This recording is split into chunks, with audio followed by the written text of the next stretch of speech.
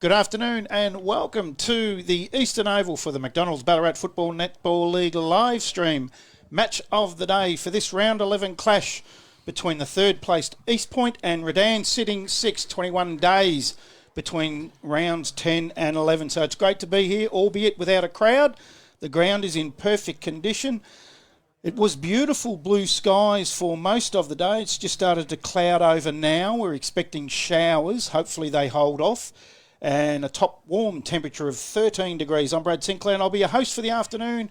And joining me in the commentary box for the day is a real treat, the recently retired footy boss out of the Greater Western Victorian Rebels in the TAC Cup competition, who has a better insight into the Ballarat footballers than anyone going around.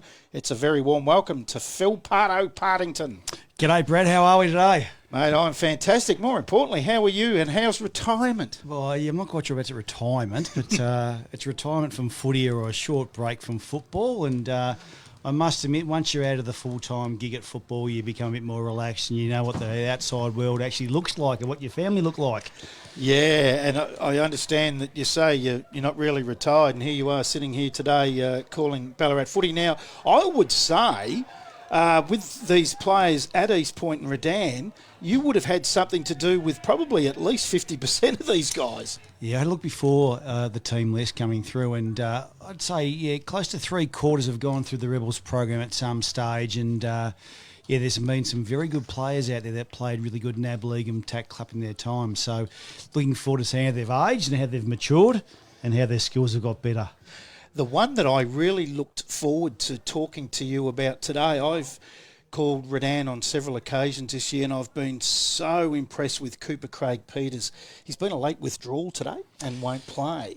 He's got his first game at the Footscray VFL team, which is an outstanding achievement for Cooper. He's been a part of their Next Generation Academy for the last 2-3 years, and to see him get his opportunity to VFL level is fantastic. And it's a good opportunity for him to try his hand at the next level of football and see if he can match it with him. I think he can do that. So, well done to Coop. Yeah, I've just loved the way he goes about it. He's in and out. He does both. There's nothing of him, is there? He's a tiny little player, but he just accumulates possessions. Hey, did you know the last time these two guys met was in round 6 of 2019 out at City Oval, where Redan actually ran out 10-point winners, 8-19-67 to East Point 7-17-59, and we both know what happened that year. Redan bailed out in the semi-final to Sebastopol, who East Point went on to beat in the grand final by 14 points. Well, they certainly are the two powerhouses of the Ballarat region, and COVID's made a lot of changes to footy over the certainly last 18 months, of course, and looking forward to a really close game. There's a bit of a wind out there, Brad, to be honest, and hopefully that may die down and hopefully the rain keeps away. But there is a little bit of blue sky over to our the left of screen, so hopefully that'll come over this way. It's proudly brought to you, this whole live stream, by Ballarat Toyota. Make sure you get out. Have a look at the all-new Kluger that come out on June 2nd. Get out there and have a look at them. McDonald's, of course, great sponsors, as you would know, Phil, better than anyone, of not only football but sport in the area. I thought you might have said because my physical condition there, Brad, McDonald's. But McDonald's, Ballarat and the Lamerick Group have been fantastic for local football, but local sport and local community for many, many years in Ballarat, and they continue to help the local clubs really support them. And I've had me coffees this morning from Macca's, and I'll probably head home and get a Big Mac on the way home too. Yeah, I'm looking forward to the McCafe half-time break with a latte with one. Ballarat Sports Medicine for all our injury updates, and of course the big one. This is the one that you'd like, is the post-game summaries brought to you by Carlton Draft, Phil. Yeah, I like sampling some of those too, Brad. But COVID, we can't go out and sample some in the hotels around Ballarat, unfortunately. But now COVID's sort of lifting a bit of restrictions, we might try and venture in there. I think that some of the footballers like that after a game too. Yeah, hopefully we get back to some sort of normal in future. But the good thing about today is that because there aren't allowed crowds here in Victoria this weekend and probably next, by the looks of it, you can sit at home today and put on the kettle, eat what you want to eat and sit down and be nice and comfortable on your favourite couch or chair at home. And we will have all the around the ground scores from every game in the Ballarat Football Netball League today whilst we broadcast this one. The other games, Phil, the 8th place Sunbury take on the 9th place Lake Windaree out at Clark Oval. Who do you like in that one? I don't mind Sunbury. They've always been a fantastic club, I reckon, around the Ballarat Football League, and well led as well. Darley haven't won a game this year, but I'll tell you what, for a bottom side that hasn't won a game, you go back through the scores and boy have they been close in a few. They've had a stiff season, a lot of injuries and departures during the year for Darley. They take on big job today. They take on the top place North Ballarat out at Darley Park. Look, Darley have been competitive. I've spoken to a few players in the competition and say they've been unlucky, as you said before, but they've been competitive. But I think North Ballarat just got too much firepower for them today, even though the home ground's advantage down at Darley. You can tune into that game on Apple 98.5 FM if you want to get have a bit of a listen to that one throughout the day. And also on 97.9 FM, you'll get the game out at Mattingly Park, where the 5th place Bacchus Marsh, this should be a beauty, take on the 2nd placed Melton. Yeah, Melton's a bit of an improver for me, and I think they'll be just a bit too strong down that way. The other game is the 7th placed Injury Absolute Ravage, Sebastopol, take on the 10th placed Melton South, who come into contention and realistic chance of winning this one now out at Marty Bush. Yeah, you said Sebastian's got a few injuries, and Tony Lockie, I've just heard, has done a pectoral muscle, which surprised me because Tony hasn't in the weight room too many times, but he's torn his pectoral, and I think certainly Sebastian's still got some X factor in their team, even though they've got some injuries. They didn't think that would be season ending and that he would get back, but Marty Searle said during the week that it's definitely season ending now. And just on the goal kickers, while we talk about Melton South, on top of that goal kicking list is the great man in Dylan Conway on 35. Second is Jake Owen on 24, equal with Joel Atavi, who's playing today for East Point on 24 from 3 games, Phil. I'm looking forward to seeing Joel after his 17 goal haul the other week. And, look, it's unusual he hasn't been called up to the Williamstown team to play after that sort of. But I think the rule of the under 23 place has sort of unfortunately hampered his development a little bit, but it's good for East Point to have such a focal point down forward. Braden Kite and Josh Chatfield are on 21.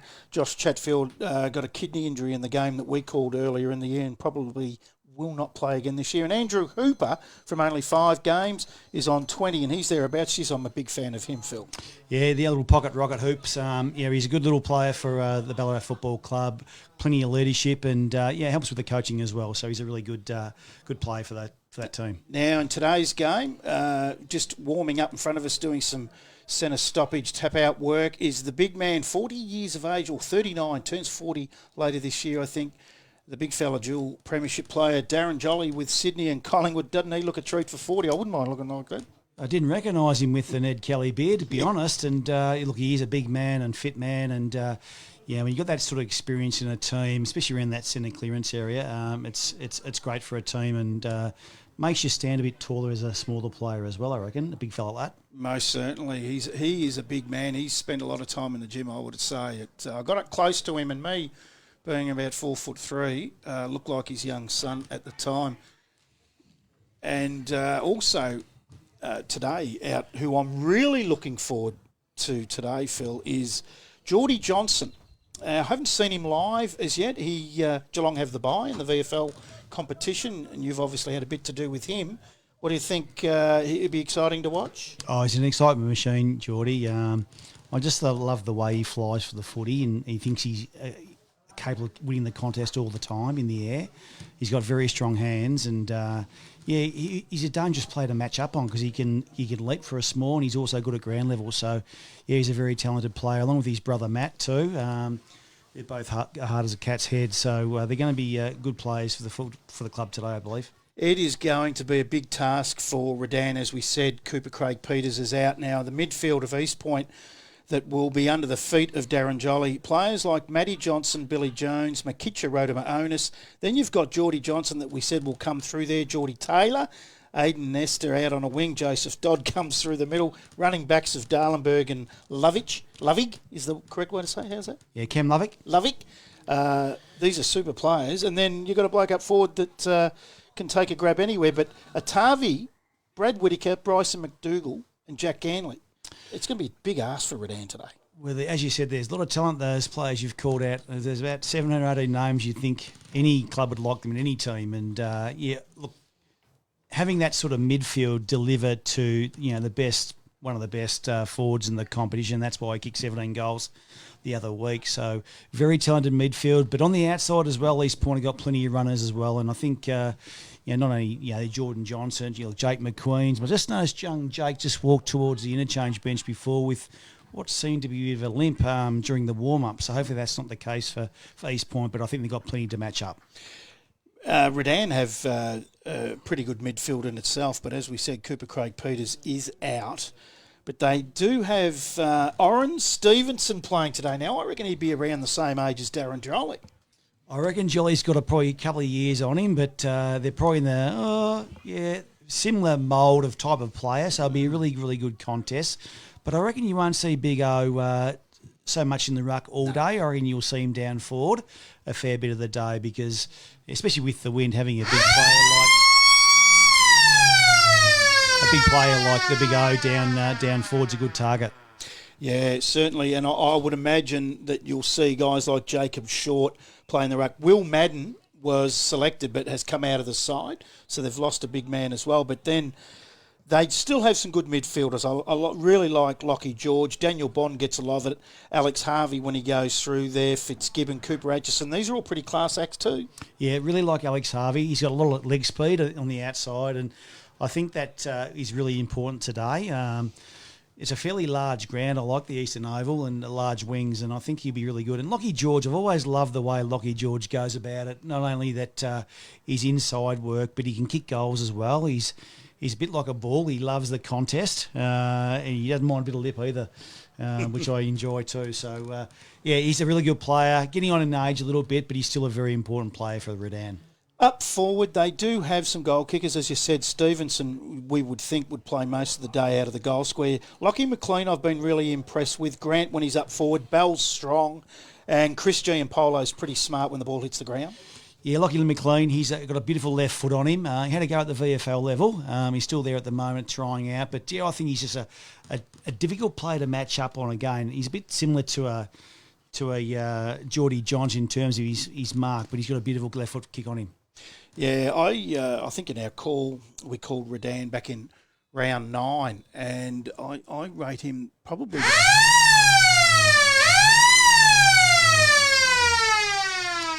the best foot in this competition. That left foot, he always puts his teammates in a better position. Whatever's going to happen today, there's a lot riding on the result with East Point sitting third. They want to keep that double chance. Redan sitting sixth. They have to win. They've got Ballarat, Sunbury, these type of sides breathing down their neck. And it's great to have Phil Partington in the box with us today to give us a really good insight into what is going to happen. He'll be with us all throughout the afternoon. We'll have around the ground scores. We'll also have a score from out at Mars Stadium where Adelaide have travelled down to take on the Western Bulldogs at the current time. The Western Bulldogs are leading comfortably. We'll take our first quick break for the day as they take the toss in the middle, and we'll be back for the start of play in the Ballarat Toyota live stream match of the day.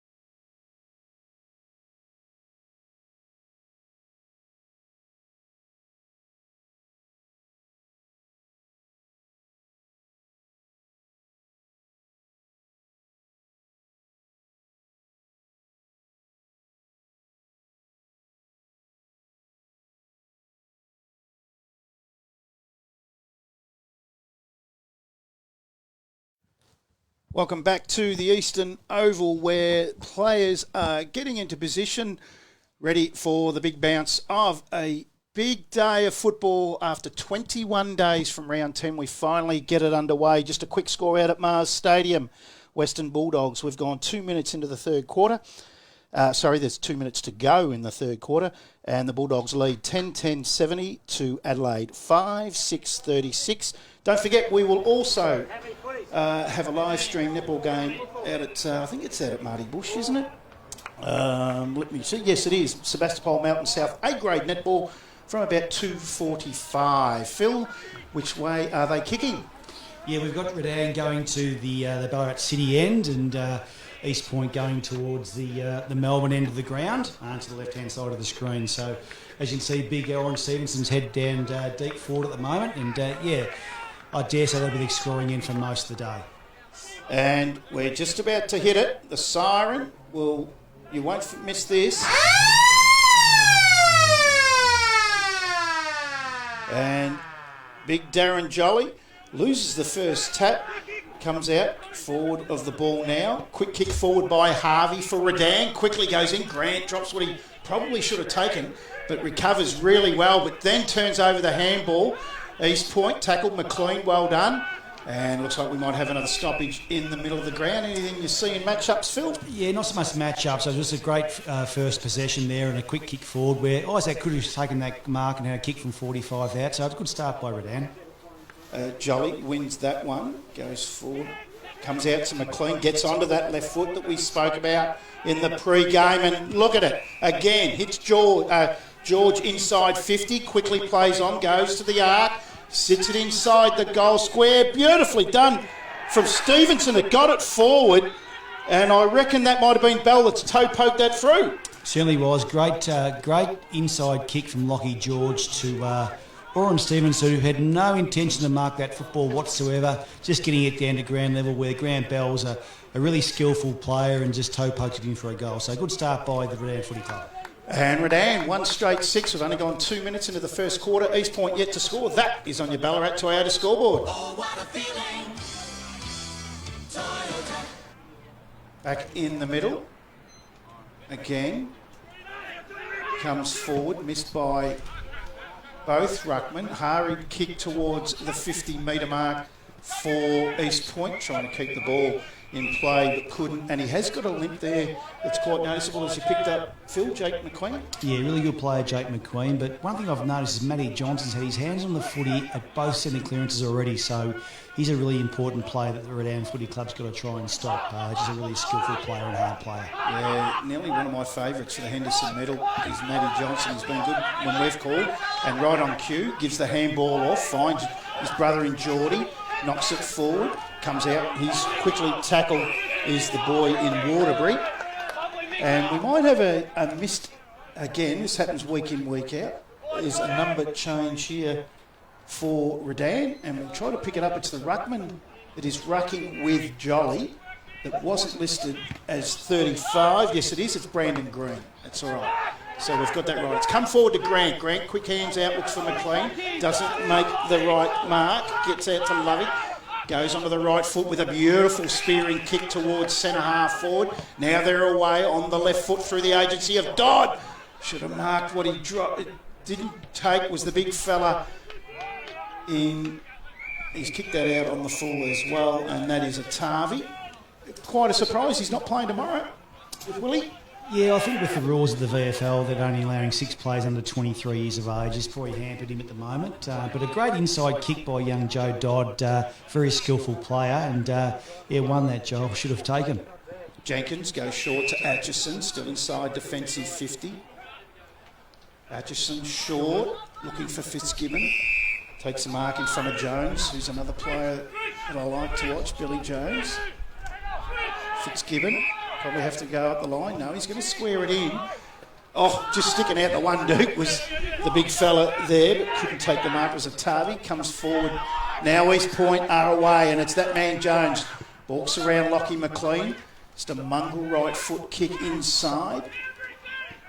Jenkins, scrubber along to McLean, can't handle it clean, takes the ball out over the boundary line. Really dangerous kick by, who was it? I think it was Pats Fitzgibbon. Just went a bit too much inboard, and Joel got his hand and spoilt the footy and got it back into the forward line. So, those sort of kicks down the line, I believe.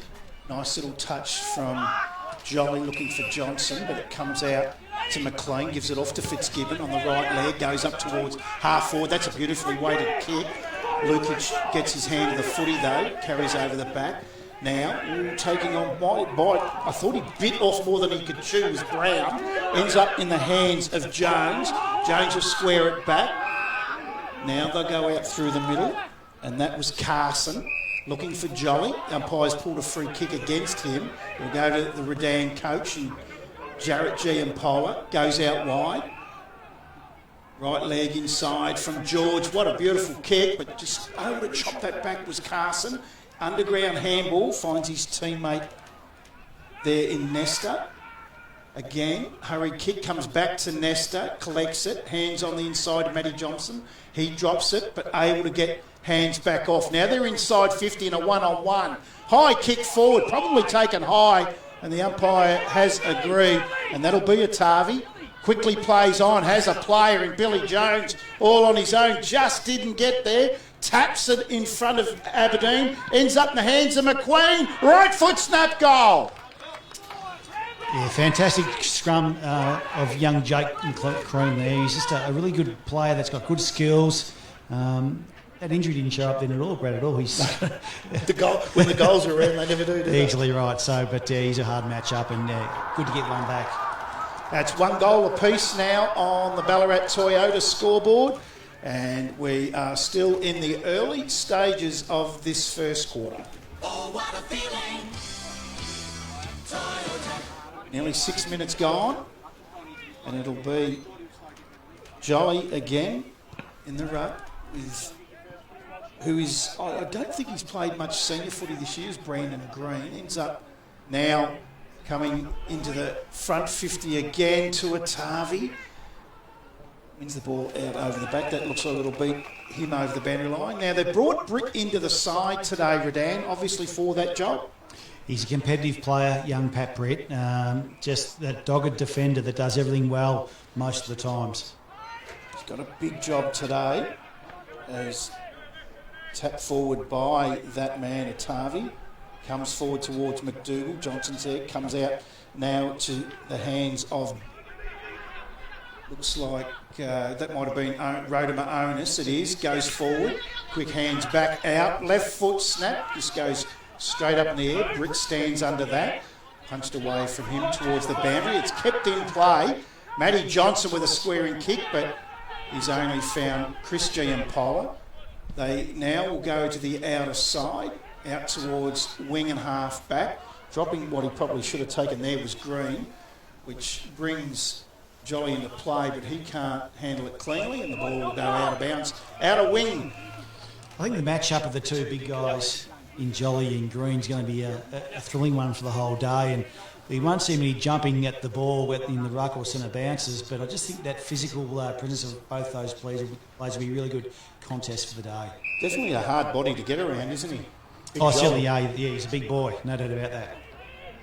Redan now, and it's Matthews, goes short. Just on the left half forward flank for Redan. They go inside 50 again. Comes off the hands of the big man, Stevenson. He is a big man too. Yeah, the big O. He's a good target down forward, and as I said, they'll just get it down to him all the time, and he's just a smart player. They know whether to knock the footy down or mark the football and give his forwards a great opportunity, but also do the ruck work down in the forward line. And he does it with Van Meel, and then makes some space, and Rodimer Onus is on the bottom of that. It finally flicks out. Hurried kick from Geordie Johnson along the wing. Now they'll square this up, and they've got a player on his own here in Dallenberg. Running half-back play. He set that up. That's not a great kick. He's looking for McQueen, but he's ended up kicking it straight to Jess. Gives it off to Atchison. Has Harvey on the outside. Goes to him. Lowers the eyes with a beautiful kick. Drops what he should have taken was Bell. Quickly, Chester gets a hurried kick forward. comes off the hands of the pack. And another player in a different number. Chester normally wears the 19. Today, they just like confusing us, Redan. And Chester's running around in 16 today. A little bit of wind still, Brad, I believe, out there. There's been a few easy marks that have dropped. Just from the ball swirling around a little bit at the air. What number did you wear at Dandenong in the old VFA days, Phil? Number 13 I had a bit of a crack in, but... did you wear that every week? I didn't make it finals. I used to wear it most when I got elevated from the twos anyway, Brad, so... It was... Well, you just quickly, I'll get a few of these questions out to you today. Were you there in 91, the premiership year? Yeah, I was. Yeah, I was down that way at 91. Wasn't in the premiership team though. Just one of those young fellows running around in the twos, experiencing the VFA footy back then. What a great year it was, and so sad to see that club go down. As McDougall gives the ball off to McQueen, high kick inside. 50, well defended by Britt on Otavi, gets it to ground, but this is where Otavi's very good. Recovery at ground level, and he gets his first for the day. Quick ball movement by the East Point Football Club. They got it down really quickly to Joel, and there was a bit of, I thought Pat Britt had done a very good job in his contesting work there, but the ball just bounced the right way for Joel, and a good snap over his shoulder for a good goal. Yeah, he's going to be a handful. I had a good look at him in the game that he did kick 17 yesterday. I watched the tape of that, and it's his recovery work at ground level for such a big man that impresses me. They've gone to 2 straight 12, East Point, 1 straight 6, Redan. We've gone 10 minutes first quarter on your Ballarat Toyota scoreboard. Oh, what a feeling. Jolly wins that tap, comes out the back, Lockie McLean paddles it in front of him, slides into the ground, umpire says high. He'll take the free kick. It's backward of centre, goes onto the left foot. It's it up towards half forward. Comes over the back of the head of Grant. East Point now with a kick up looking for Whittaker on the far wing. Giampolo's there for Redan. East Point asking for deliberate, and they get it by the looks of that, did they? No, I missed that one. Really important player that hasn't done much so far as Brad Whittaker. At centre half forward, he's just that sort of general down the hit up forward, and he's had a really good year for the East Point Footy Club. I'm looking forward to see how he goes today. Yeah, the co-captain, another one as the ball goes out towards him in front of Short, beats him over the boundary line. Another one I've been impressed with, Whittaker. Yeah, did he come through your squads over the years? Yeah, he went through the under-16s, under-17s, and in pre-season squads, and he's just a really good character. He's a school teacher and a really good leader around the footy club. Jolly hits it to the back, but Chris Giampolo wins it for Redan. Finds Harvey in the long sleeves today. Goes inside 50. Just couldn't take the mark, was Lockie George. It's over the back. He's still a chance there, though, with a beautiful tackle. He just stayed involved. And we'll have a bounce down inside 50 metres for Redan. 12 minutes gone, first quarter. The Ballarat Toyota live stream match of the day. Flicked out towards Matty Johnson. He's dived on it, so he might be in trouble here, but he was taken high. The umpire. You'll see Matty Johnson get many free kicks like that throughout the day. He's always in the bottom of the pack. He's just one of those sort of players that can play on the outside, but also can play on the inside as well. So a very good player. Quickly plays on, 2 bounces, lowers the eyes, finds his brother Geordie. They go back into the middle, ends up back in the hands of Matty Johnson. Brilliant follow-up. Gang gets it forward, and you just can't stop that. Beautifully weighted kick, just able to use the body well, was the big fella, and he is going to be a handful, Joel Otavi. Yeah, it was a great kick by Matty Johnson to the right side of Big Joel, and just Joel's a strong man, and just held off his opponent there and took it above his head, and he had a shot from about 45 metres out, about 45-degree angle, which will be a difficult kick to kick. Eyes would have lit up when Matty Johnson runs through the middle with the ball in hand, that's for sure. As Otavi, not a problem for him, straight over the hat of the goal umpire, and he has his second, and I might run out of room on my paperwork for him today, because we're about 12 minutes into this first quarter, and Otavi has kicked 2 already, and now the East Point side, very straight kicking from both sides, 3 straight 18 lead.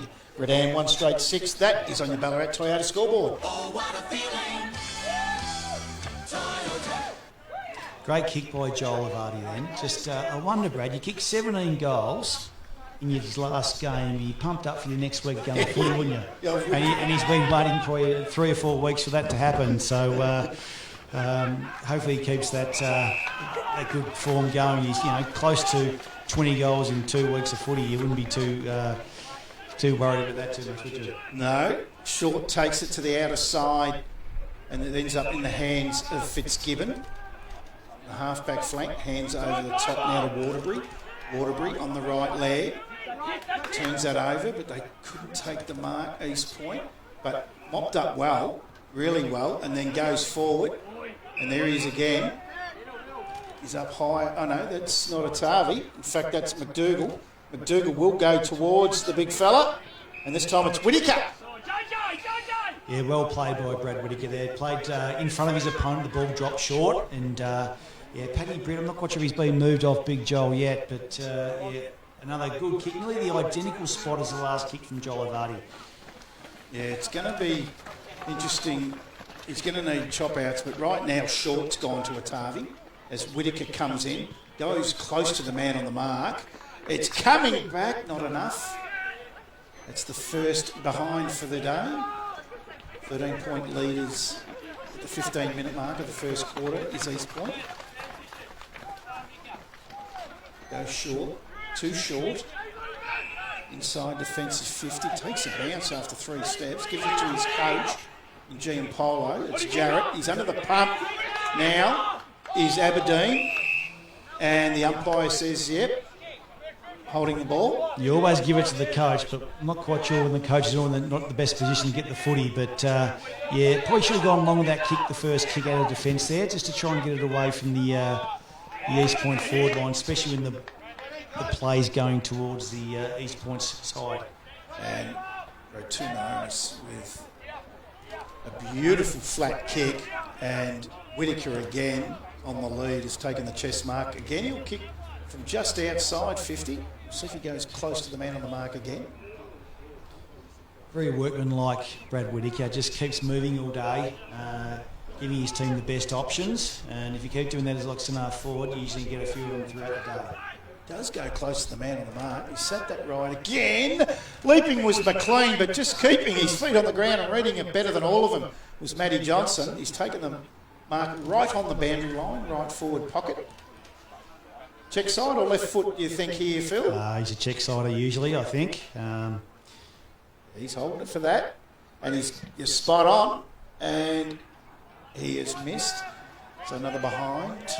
That's why we got you in the chair, Phil. He's an old school player, Matty, so he's not one of those ones that will go around and try and snap that. He's probably done 1,000 of those kicks during his junior footy career and had the confidence to do it, but unfortunately just missed that one. But he's been a dangerous player thus far, and he can go forward and kick goals, and he's dangerous when they rest him forward. Waterbury, high kick out to the wing, but reading that really well for the East Point side was cute. Takes the mark, goes short. Now they're up around half forward. Atchison is there for the Redan side. He's tackled, quick hands out. She's red hot. Umpire says, you dropped that. I thought he handballed it. And it'll be Matty Johnson again. He's just racking them up. He'll kick from outside 50, goes inside over the back of Dodd. Picked up by Jenkins, gets on the left foot towards the wing, looking for and finding Grant. Hurried right foot snap up the line. There's Chester. Has McLean on the inside if he wants him. He's inside 50, just goals in front of him. Handballs over the top to the big fella, Stevenson, and goal. Fantastic play by Isaac Grant. We said it was a rush kick, but knowing Isaac, he has got fantastic vision.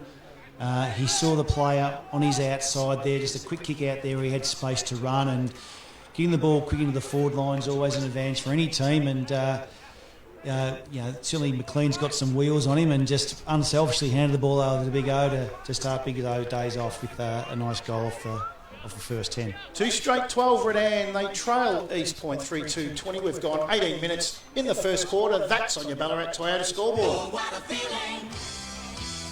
Toyota. Yeah, another one that I like is Grant. I get him confused with Bond, and there's a few of them. Fitzgibbon, they've got those nice hairdos. Tavi's gone in the ruck, wins the free kick, has his kick smothered by Short, has a teammate in Q on the outside. Handball's back in.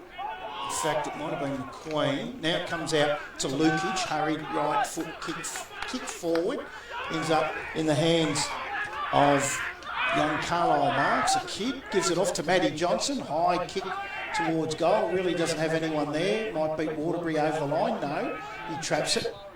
Kicks high towards the wing, but no one really there. And I don't know what he was trying to do, but he's kicked that straight in the hands of Brown. And Brown's just, again, beautiful pass. They kick it flat inside 50, and guys like Whittaker, Atavi, and now Nesta are on the end of some really good inside 50 footy, Phil. Yeah, really good kick by young Brown, Jacob. Dalesford boy, been at East Ballarat for quite a few years now, and he's a really skillful player. Had a bad injury a couple of years ago, but he's good to go over that, and yeah, just a really low worm burner sort of into their forward line. In he comes, Nesta, kicks from 48. He's hit the left, and after kicking 3 straight, they've kicked 3 behinds. They lead by 9 points, nearly 20 minutes gone in the first quarter. Yeah, it's noticing a real solid link through the middle there of Jack Danley for East Point. Should be interesting because... and Jack relies on his speed, a player from the Ararat Football Club that's come down to try the Ballarat Football League, and looks like he's had his haircut done for today. He knew it was a televised game, Brad, looks like. But yeah, he's one that relies on his speed and pace throughout the day. Short, goes short to McLean. Another handball over the top. He's preferring the handball and kick. Now, Giampolo gets onto the right foot. Inside finds Chester. And Chester takes the mark. He's about 35 out. Normally a beautiful kick for goal is Dean Chester. Yeah, certainly is. Dino knows where the goals are. He had a very illustrious VFL career with North Ballarat Roosters, premiership player, and loves a goal. But what I've noticed there is the Redan Football Club really being smart and getting that extra player into that sort of clearance area, just getting the one-up player and resulting in a kick on goal. He's missed that to the right, rushed in for behind you. First game back in the seniors today, Dean Chester. We called Redan a couple of weeks ago out at City Oval. He kicked the first goal in the reserves and then kicked the winning goal, the last kick of the game that got him over the line on a very wet afternoon as Rotuma Onus kicks that out on the full. Just the wind got that the last minute there, and it was a good thought of a kick, but just overcooked it a bit, and in fact, he said it's out of bounds. Hands, out of bounds, yeah. We must be in the wrong angle here, Brad. I thought that was well over, but anyway. Yeah, I thought someone in the actual grandstand had marked that football. Anyway, we kept moving on. Jolly hands out towards Matt Johnson. He can't cleanly go away with it. We'll have a bounce down right on the 50-metre line as Atchison gives the ball back to the umpire. Jolly tries to flick that out behind, but I think he's not doing too bad a job. He's Green in the ruck against a much bigger opponent. Comes out now to Waterbury. He's tackled. Quick hands out towards Short. Taps it in front of him. Giampolo gives it out the back now. They could be away here, Redan, through Jenkins. Jenkins goes short. Has Atchison. He'll go onto the left foot. Decides to handball. Half smothered. Gets it back. Goes around the big man in Jolly. Then squares the ball up. That's a beautiful kick. Well weighted. And couldn't be in better hands than Lockie George felt. Exactly right there. Great bit of play by Cooper Atchison. Got plenty of space, and again, Redan got that extra player, or that one-up player, similar to what they did a minute ago on the far side of the ground. Now, Lockie's a great kicker of the footy as well, and I think he'll kick this one straight through the centre. Yeah, I'm with you, but that's what they do. Let me down. As soon as we give him a wrap, that's what will happen, and East Point will take it away. Check side. Looking for Darlenberg, comes off his leg, and Boundary was probably the best friend of East Point there. There's a bevy of Redan lines around it. No, disappointing kick by Lockie George. It didn't kick through the footy, which he usually does, and whether he just allowed the wind to maybe take the footy a bit too much for him instead of kicking through the footy. Green wins that with a big fist forward. Well done. Hands out the back towards Grant. Darlenberg is there. He's tackled. Ball spills free. Crowd. Not that there's much of a crowd. We're not allowed to have one, remember. is calling for ball. Whitaker ends up with the ball in the middle. Love to know the amount of marks he's taken in the first quarter. Goes high towards the 50-metre arc. McQueen's there. Well done by Jess. Now they're away through Jenkins with an under the car park kick to Atchison. Has his kick smothered, and that's Ganley. In fact, it's Whitaker again. He just taps it over. He's had a great start to the game, Brad Whitaker. Yeah, 3 hit-up marks thus far for Brad, and just that workmanlike, as I said before, he just keep working for the team all the time. Not the most flashiest player, but does everything right every single day. Jolly holds the front spot, so he'll win that. Very hard to get around. Bond, toe pokes that off the ground. Oh, beautiful hands out over the top there from Geordie Taylor. Ends up in the hands of Nesta. Flicks it forward. But it's Atchison, who I've liked his first quarter for Redan as well. Flicks it over towards his teammate and cannot take it. Rodimer Onus is tackled by Jenkins. Jolly overruns it. Ends up in the hands of Billy Jones. I was nearly going to say Billy Joel. That's our error, Phil. We'll sing a few songs later. Aberdeen gets a hurry kick. Umpire says free kick though. It'll go the way of Daniel Bond. Been a really contested ball the last minute and a half. Team's just trying to wrestle at the 25-minute mark of the quarter. Goes forward. Lukic punches. Could have marked it. Comes forward to Giampolo. He's tackled by Matty Johnson. There's not much that Matty Johnson can't do. He gets inside, outside, tackles, marks. He's a ripper. He's a ripper, and I think we're going to call his name a lot today, and he started off very, very well. We've gone 25 minutes in the first quarter, 9-point lead to East Point. Ball comes out the back to Lovick. Gets away from his opponent. There he is again. Matty Johnson just sells some candy, buys himself some space, gets the high ball towards the big fella in Atavi in front of Brett, and it might be time to make that change. As he's got the ball right on the boundary, he'll kick from about 40 from an angle. He's already got 2, but he is a lovely kick of the ball. Yeah, probably the right side of the ground to kick with this wind. Hopefully just get it up there and the wind will do the rest for him. And he's done that. He's set it up. And have a look at that. Oh, he's hit the post. The near post. So after kicking 3 straight, they're now 3-4. They lead by 10 points going into time on. Really important kick out by the Redan Footy Club here. They've got to try and keep possession of the football with only a couple of minutes to go to the quarter.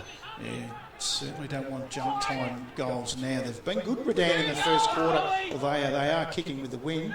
Jolly drops that mark. Chris Giampolo flicks it over the back towards Aberdeen. He's tackled by Nesta, spills free to Geordie Taylor. As the old Joel Selwood wins a free kick over the shoulder. Advantage paid. Rodimer Onus, about 70 around from goal. Goes around on the arc, sits it to a one-on-one, and here he is again. And Atavi's going to have another shot for goal. 2 fantastic kicks there. The first kick was from young Joe Dodd. Kicked it right on the boundary line, using the wind for his advantage. And then Mika Jonas was a really good kick to the right-hand side of the big fella to kick his goal. And I think his last shot on goal was a good one, but hit the post. But I think you'll see this one, you'll learn from his mistake. Yeah, he's got 2 in this first quarter. Comes in for his 3rd. Probably could have had nearly 5. That's a beautiful kick. That is a beautiful kick. He's got his 3rd now in the shadows of quarter time here at the Eastern Oval. And they are, we just said they don't want one in junk time, Redan, Phil, and they've got one.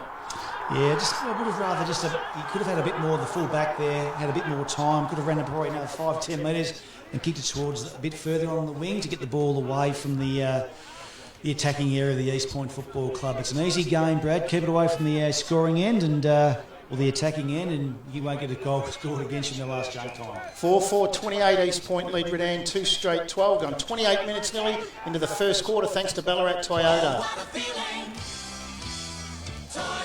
Green goes the high ball towards Stevenson. Comes to the front. McLean's a chance, but Gang tackled over the line. Rush behind. If I was a Redan Footy Club, I'd put my probably quickest forward line small right at the feet of Big Oran Stevenson, because what he's good at is just giving his forwards the best opportunity on the ground if he's got no chance to mark it. And you might get a few goals from doing that again today. Comes out to Aberdeen, wins the crumb from a Brandon Green punch over Jolly. But it'll be Dellenberg that'll take it out and save the day for East Point. Out of side, back pocket. Short, just outside the arc. Looking for Johnson. Waterbury wins it. Gives it back to Fitzgibbon for Redan. High left foot kick towards goal. But just mopping up again, Dellenberg. Now they'll go out towards the wing with a long, high torpedo punt. Carried over the back. And leading in the race for the ball there is Carlisle Marks, the young thirds player. He can't win it. Britt gets it for Redan. Hurried handball on the outside to Flynn Atchison, brother of Cooper. They tell me plays a very different style of game, Phil. Yeah, he certainly does. Had both boys through the Rebels program, and Flynn's that uncanny forward line player that's got good endurance, but can also go down back, got a bit of X factor about himself. Matty Johnson again inside 50, goes over the back of the pack. Britt's in front of Atavi on this occasion, goes to ground, he's tackled, and they're asking for a free kick. Is McQueen? Umpire says no, I'll bounce that down. Really important, the Redan Footy Club. Try and hold the footy in here because it's a really dangerous area. You know, you're 25 metres out in front of goal. Short wins it with a backhander, comes out to Bond, hurried handball out. It's carried long in the tackle, the umpire said, and Bond will take the free kick. Good call from the other secondary umpire about 25 metres away there, saw that free kick and had enough confidence to call it in front of his closer umpire. Bond goes up the wing. He looks for the boy in McLean. Comes off his hands, goes out of bounds. He was actually looking for Lockie George, but it carried over him and Jacob Brown. McLean sees it out over, so we'll have another boundary throw in centre wing position. Out of side of the ground is Green and the big man Jolly. Double-handed tap, beautiful to Johnson. Might have tried to win a free kick there. And then asked why didn't I get it. I reckon I can see Matty Johnson smile from here, Brad. I reckon he's got Big Jolly just putting it down his mouth every single time, like a baby bird. So he's just a fantastic player, getting plenty of the footy. He did it again, and then he handballed it off. Ball goes out over the line in front of McDougall. Yeah, it's the sort of player you'd just be getting at the front every time, and he'd be telling you where to go, no doubt. I just think it's a fantastic pickup by the East Point Football Club to get a player like a Darren Jolly. They still have something to offer, experience, and really teach the younger players of their football club as well. Atchison gives it out towards Short. He's tackled very well there by Geordie Taylor. 31 and a half minutes into this first quarter. There have been 6 goals kicked, 4-4 East Point, 2-2 Redan.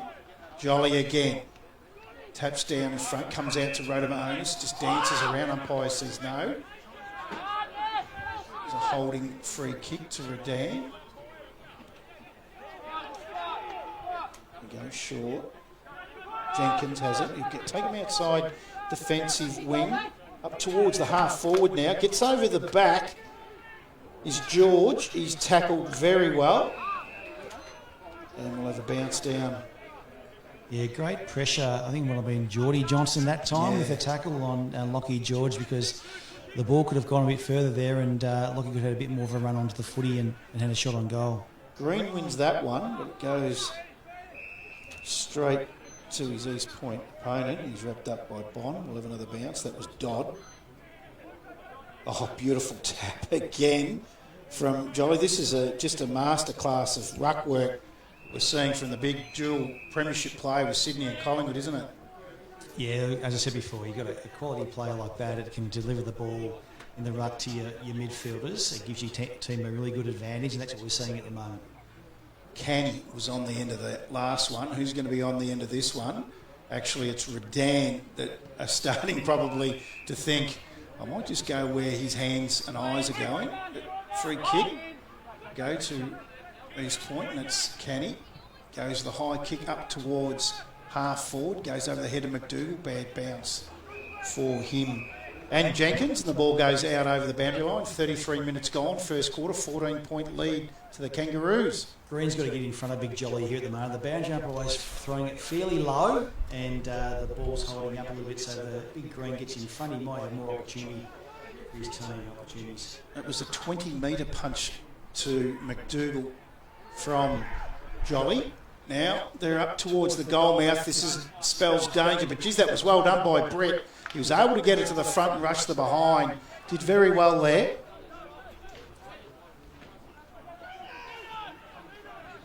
And they come. It'll be Waterbury. Flat, long kick inside 50, but to no one in particular. Ends up Carlisle Marks' hand, who goes forward looking for a Tavi. Comes forward. Well done. Quick kick forward by the big fella. Green into the middle. But again, I liked his game in the first quarter. Jacob Brown. Now it's toe poke. Lockie McLean inside 50.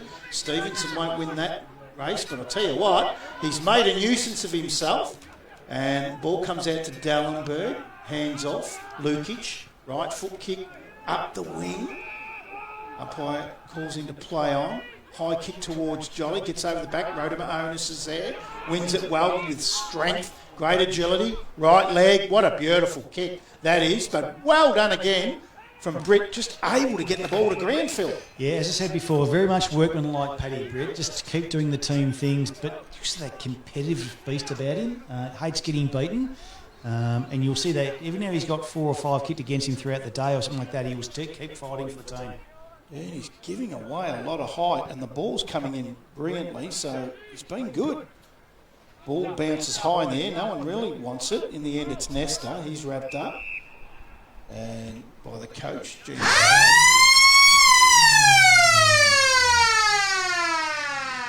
And it's quarter time here at Eastern Oval. East Point, 4-5-29. They lead Redan 2-2-14. We'll take a quick break, and when we come back from the break, we'll go through all the goal kickers, better players, and we'll have some scores from around the grounds throughout Ballarat.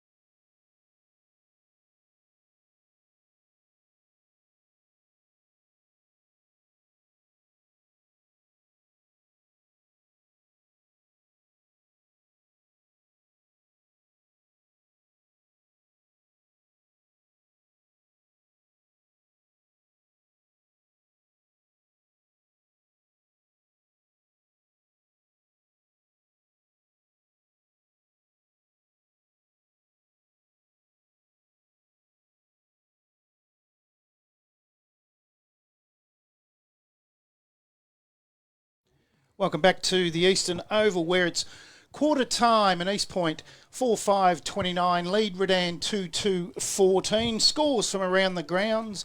Sunbury at quarter time 1 straight 6. Trail Lake Wendouree 3-5-23 out at Clark Oval. Darley 2-2-14. Trail North Ballarat 4 straight 24. Bacchus Smash 2-3-15. Trail Melton 4-3-27. And Sebastopol, with all these injuries, admittedly, it will be blowing a gale down to one end, probably the Ballarat end of the ground. 5-9-39, lead Melton South, 3 behind. Goal kickers here at Eastern Oval to quarter time. Joel Atavi has 3 and Jake McQueen 1. And for the Redan Lions, Oren Stevenson has 1 and Grant Bell 1. Have you seen the first quarter, Phil? It's been the Matt Johnson show, to be honest. I think you're going to be hearing that name a fair bit throughout the day. Just his ability to, getting good clearances, certainly from Big Jolly down to Johnson, but Matt's ability to go forward, make an impact down forward, but also inside as well, has been very good. Joel Avardi as well. He's kicked 3 goals. You can't complain. 3 goals in a quarter, so he keeps doing that every quarter. You can have a pretty good day. And for the Redan Footy Club, look, Cooper Atchison's been good on the wing, I think. He's shown a little bit of leg speed about that. Alex Harvey showed a bit, but also Lockie McLean. And I think Oren Stevens down forward's a really good move by the Redan Football Club as well, just to give a really clear target for them. I don't think they've got too many targets down forward, but if you see Big Oren at 6'8" down there, you know you're going to kick it high in the air too, and you make a contest and get the ball down to the ground. That's a good game of footy. Yeah, I've loved what the big fella Oren Stevenson has made his intentions known. If he'll get it to ground, get around my feet, and I'll give guys like Alex Harvey and Lockie McLean, I'll give you all a chance. Just get around my feet, and you'll be a chance. Admittedly, I don't think it's when I got here today, the reserve game and the under-19s. It was favouring to the right of screen. But right now, it looks pretty dead there. So I don't think there's a real wind advantage. So really, I don't think Redan did too badly in that first quarter. No, it's a competitive quarter by both teams. And you can see the contested footy. If we ever had the actual stats, the contested footy, I reckon it'll be fairly close. There's not too many easy ball out there. They're two teams that like getting a bit of open ground. But the way the game's being played at the moment is testing them both inside. Earlier games today here at Eastern Oval in the under-19s. East Point 11-14-80. Run out 35-point winners over Redan 7-3-45. And in the reserve grade, big winners East Point 21-6, 132, 94 point the better of Redan 6-38. The big AFL game out at Mars Stadium is just about done and dusted. The Bulldogs 15-15, 105 to Adelaide 7-8-50. It's a big thing and a big win for the Ballarat region, having the Bulldogs play 3 games now, is it, Phil, this year? Yeah, and you might see some more. Who knows? You've got the Gold Coast game coming up against, I think it's Sydney, so whether it'll be played at Sydney, I doubt that. Whether they go down to Tasmania and play it. But you look, Ballarat, Melbourne's having a pretty good run at the moment with COVID. You can bubble the ground at Mars Stadium as well. So the AFL know it's a good venue. It's managed well by the Ballarat City Council. So, yeah, we hopefully might see a couple more games or one more game in Ballarat. It'll be great for the city, hopefully with crowds back, Brad. Well, there's been a breakout in Queensland today, and the games that are being played in Queensland, Gold Coast, Melbourne, one of them are on hold. So there's been a bit of an outbreak, I'm led to believe, from a Brisbane high school. And it would, now you're an administrator, you've been a long time administrator of the game. What sort of pressure would have the AFL administrators been under the last 2 years, but in particular the last few weeks, now with this happening, when Sydney's in lockdown, Melbourne's on tenterhooks, and Queensland looks like being shut down? Well, you just can't plan. When I say you can't plan, you can plan. You've got to plan different sort of strategies of what may happen. You do a lot of work. This may happen, that may happen, and if something did happen, we can go to plan B or plan C or at the moment plan X. It's that type of year for us, but no doubt the AFL officials have been under the pump. Certainly don't envy their job as we are underway here in the second quarter. And Lockie George and looks like Jacob Brown wrestling at ground level. Really liked, and I know that you mentioned him early in the call, Jacob Brown. I like the looks of him. It's the first time I've seen him this year. Yeah, no, he's certainly a player that gives his all each week. He's probably struggling a bit in fitness, I reckon, at the moment. I saw him that he's sort of running out that last quarter a bit haggardly, but playing on the half-back flank on George the Murray, he's a damaging player. Yeah, as I said, it's the first time I've seen him. And being a bald man, I love the head of hair that he carries. It's a nice mullet. Yeah, there's plenty of mullets out there today, isn't there? I think the isolation has been kind, and your hairdressers haven't been open for the last 2 weeks. As Matty Johnson, it's flicked out now. Matthews is in there, as is Fitzgibbon. Dodd, and we'll get another stoppage by the looks of that. I like what Redan have done currently. Now, as we've said, Matty Johnson and Big Jolly have been teaming out quite well. They've put Lockie George into that sort of in that area to be a bit more of that contested beast, and he won't give Matty Johnson the clear footy that he has had that first quarter. Great call as George thumps that to Fitzgibbon, who gets a kick up forward looking for Chris Giampaolo. The ball goes out of bounds on the full, and Lukic will be the recipient of that free kick. First year player for the East Point side. Lukic, high kick towards 50. Comes off the hands of McDougall, or in fact Whittaker. The ball goes out. Now, just have a look at this again. I've just loved the artistry of Jolly in the ruck, and we'll see what happens here. But by the same token, Green's been pretty good. Look at that. That is just incredible. And he's found Johnson again, Jolly, with a beautiful tap, but the kick wasn't great. Redan will mop out. They'll come out towards Atchison, who we spoke about, has had a great first quarter. Beautiful kick to Harvey. Has a player on the outside in Waterbury. Goes back to Atchison, who mops up well. Smothered by Lukic. Quick flick over the back. Finds Chris Giampaolo from Atchison. High kick inside. Grant ends up on the end of it from a beautiful handball from Chester. He has Fitzgibbon on the outside. Gives it to him. He has the big fella in Stevenson. Has to give it back. Fitzgibbon, high kick towards goal. Misses to the near side. Unlucky to Redan there. That was great play by young Isaac Grant again, showing his vision, seeing a clear player. Unfortunately, the kick didn't come off, but good opportunity for Redan to really consolidate maybe a goal here in this snack in the first 5 minutes. Comes back into play now. They'll go up the middle of the ground, or further out now towards the wing. Goes over the back, and it looks like Giampaolo on the outside. The coach, is it? It'll be hard to see that far away. In fact, short, goes high inside 50. It's a 3-on-1, but it ends up in the hands of the young fella in Finn Lappin.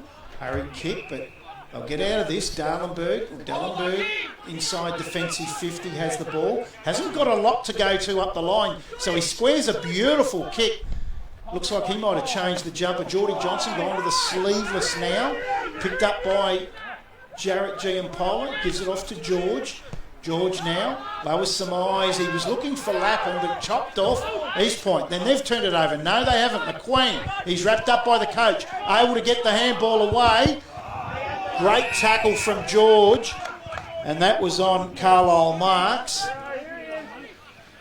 It's one thing Lockie does quite well is his competitive work, and as you can see, a bit of a scruffle there, which he doesn't mind either. Just tries to rev his team up a little bit more. But his team's got a free kick here, so I thought it was Lockie George's free kick at that stage, actually. He's ended up giving it to Short. Oh, good mark, Lovey. Another one that I've been impressed with again today. Beautiful kick into the middle of the ground that really can hurt them as Ganley takes that, goes inside, and that just opens up the ground, doesn't it, Phil? Certainly a great kick by Jack Ganley there. Just saw the big target of Joel leading down, 45-degree angle, just well-weighted kick, and the big fella's got another shot on goal, around 50 metres out, and a 45-degree angle. So the way he's been kicking today in terms of distance-wise, he should get that. Just hope he reads the accuracy a bit better. He'll kick from right on 50 for his fourth of the day, 5 minutes into the second quarter. Oh, he's missed that right a long way. He'll be lucky to score there. In fact, he won't. Out of bounce on the full. He's got 3, but I reckon he might have about 3, 4 or 5. he's had some very gettable goals, and just inaccuracy has cost him. Now, this is the hard ask here. Hasn't got a lot to go to. And there he is, the big fella, Atavi, sits himself in the right spot. And he had the bigger man in Jolly behind him. High kick towards Whittaker, punched from behind, was short, comes out. Ooh, thought he might have been tackled without it. Good tackle, or was it? Yes, it was. Thought he might have ridden Johnson into the ground, but he held him up, did Aberdeen. Goes short to the outside. Now, Redan will take it outside, defensive 50. High kick carries over. The target was Finn Lappin. Good spoil by, I think it was James Lukic then. Unlucky that free kick down that forward line there. I thought there may be an in the back sort of decision there, but the umpire let it go. Quick hands out from Aberdeen.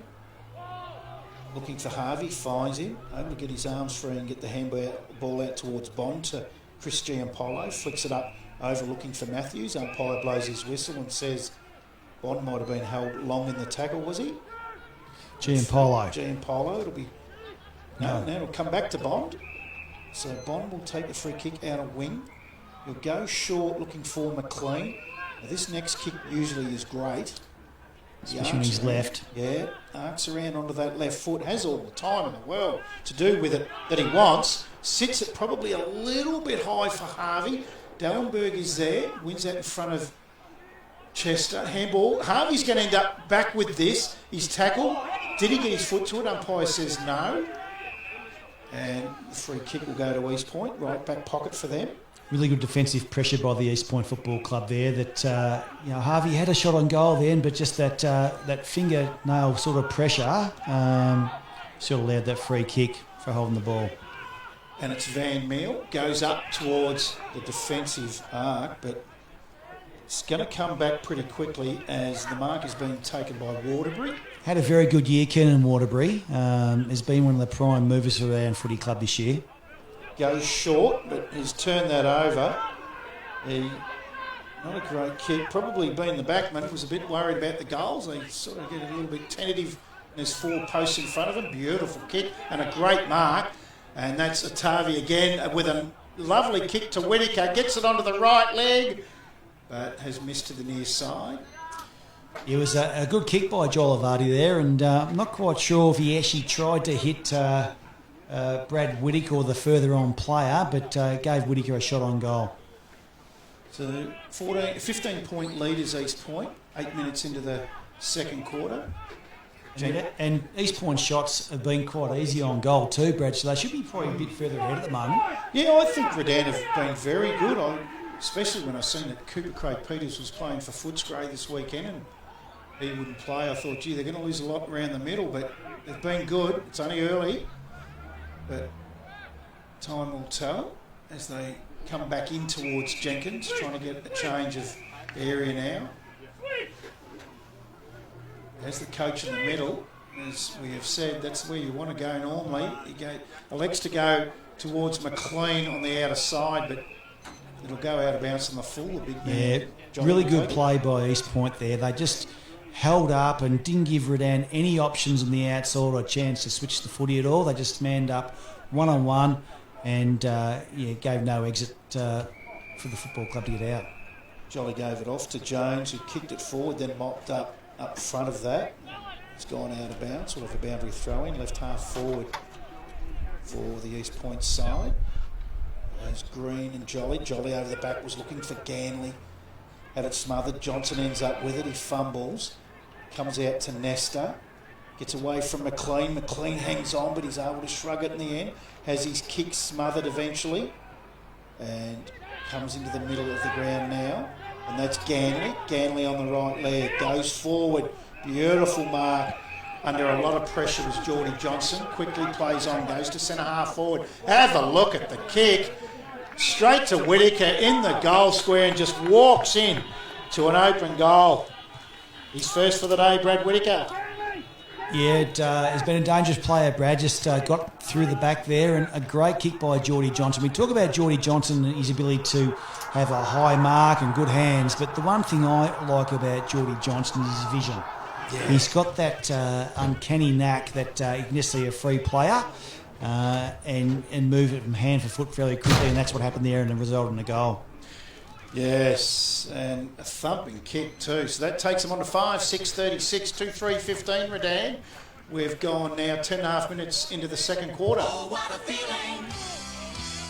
Toyota. Comes forward, we'll have another stoppage forward to the centre for Redan.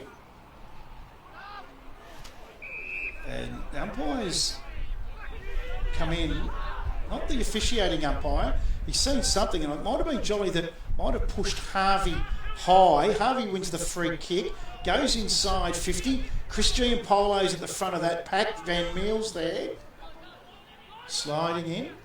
Ball comes out the back towards,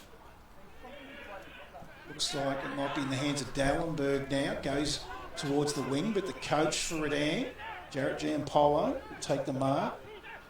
In front of Carlisle Marks. Goes short. Finds Bell. Hasn't had a lot of it. He's been quiet, Bell. Is it on the outer side, outer half forward flank? He'll go short again to McLean. He'll just travel the required distance. East Point have pushed nearly all their players back in the back 50 at the moment. There's only 3 players forward of the 50 at the moment. And what McLean does is smart. As you said, they were coming back and he didn't have much to go to. He knew if he put it towards the goal square, it was just going to be defended easily. So he got round 2 or 3 of them, got to 50. And as we've said many a time on the live stream, that left foot of his is just superb, Phil. Yeah, he's got a good weapon there in his left foot, and the ability to kick long on the left foot is good for the team. And how they played that, because East Point had pushed all their players back there and just relied to that sort of quarterback sort of type player with a great kick, and you see end result in goal. 5-6-36, East Point, 3-3-21. Redan, we've gone 12.5 minutes into the second quarter. Quick kick inside for Redan towards Grant Chester with a check side. Wow. The one thing that Dean Chester's very good, ground balls, and knows where the goals are, and he has done that for many, many times for Redan Footy Club over his career. But really good contest by Isaac Grant as well to get the ball to the ground and give Dean an opportunity. 2 goals within a minute has got him within 9 points. 5-6-36 East Point, 4-3-27 Redan. 13 minutes gone, second quarter on your Ballarat Toyota scoreboard. Oh, what a feeling. Toyota. They just won't go away, Phil. No, that annoying blowfly, isn't it, Brad? That won't go away. But and that's the Redan Football Club. They're just a really competitive group of players. Matty Johnson, quieter second quarter for him thus far. Rotimer Onus drops the handball, but is good enough. But a real tenacious tackle from Harvey. Ends up advantage. Chester again has a chance to put his second on the board. And misses to the right. Great play by Alex Harvey, that pressure. He's had a really good year in Darwin, actually. Played up at Darwin during the summer period and come back. He's got great leg speed, and you see that there with the contest to pull the player down and create a bit of a loose ball where Dean just missed a gettable shot, to be honest. Played in the premiership with Point, I'm led to believe, Alex Harvey. A few Ballarat-based players went up to Darwin and played in the leagues up there this year. Luke Kill normally gets up there as well. I think he might have won a best and fairest the year before as East Point go inside. Was that a throw from the Queen? Umpire says no. Rotimer Onus tackled again. Geordie Johnson tackled. It's really lifted the effort now and tenacity of the Redan side as McDougall is gang tackled by Aberdeen and the coach Giampolo, and it's a really good sign of the Redan Lions at the moment. Yeah, the pressure's built up the last 5 minutes after those 2 goals, but yeah, certainly the East Point Football Club, they are a competitive bunch as well, so they won't give in easy and let their lead go. Geordie Johnson, hurry kick forward to that man, Atavi. How many balls does he win like that? And just when you thought Redan were really starting to get hold of it, Atavi pops up for his 4th. And you've got a player at 196, 197 centimetres that can take the ball at its highest point with a mark, but also be dangerous down in the ground like Joel. You've got a very good player, and he's dominated today at both levels, ground balls and also up in the air. Just incredible, isn't it? They were just so good. at winning that ground ball. It's 6-6-42 East Point, 4-4-28 Redan. Gone 15 minutes, second quarter on your Ballarat Toyota scoreboard. Oh, what a feeling. Toyota. Short, hurried kick forward inside, 50 for the Lions. Oh, George just coming out and hitting Lukic right down the middle. Grant there wins the ball in front of Dallenberg, but goes out over the line. Good contest there. Be a few sore bodies after a few weeks off, no doubt. It was a good contest by both players. Just eyes on the footy. It's a question I'll ask you, have a think about. Will these guys slow down as the day goes on, Phil, with 21 days off and a break earlier in the year as McDougall gets a hurried kick inside the middle of the ground, but it's marked by Jess for the Lions. Yeah, it's going to be interesting. It's stop and start season, isn't it? Yeah, it's difficult for a player that you haven't got any structured team training for the last 3 or 4 weeks, and to come in and say, yeah, the game's going to be played this weekend without any training except probably Thursday night is going to be difficult. But the professional of the football nowadays, the players do a lot of things at home to keep themselves quite fit. Comes up towards the wing. Waterbury toe pokes that towards the boundary line. Geordie Johnson takes it out. Right half forward flank for the East Point side. There's gym fit, there's footy fit though too, isn't there, Brad? So, the amount of touches they've had over the last 3 weeks is probably showing a little bit in the skill errors. But I'm certainly in the second half, once they get a few more touches, a bit more confidence in their skills, up to right. Boundary throwing, it'll be McDougall doing the ruck work with Short. Comes out to Jenkins, hurried left foot high towards the boundary, goes out under pressure. Matty Johnson will take the free kick for Kangaroos. Comes inside, he's always going to go around Matthews. Now, high kick towards the goal square, jumping for it again. This time Whittaker, and he's got his second. Very quick there, Brad. He was in the marking contest. The ball hit the ground and like a hungry lion, just jumped on the footy straight away and just over the shoulder for a great goal. It's very difficult, isn't it, to stop not only Atavi, then Whittaker will bob up. McDougall goes for a ruck run, and if you're going to use the other big fella in Jolly forward, it's a hard ask for Redan right now. They'll be very, very nervous backline when you see those boys line up against you in the way they're playing.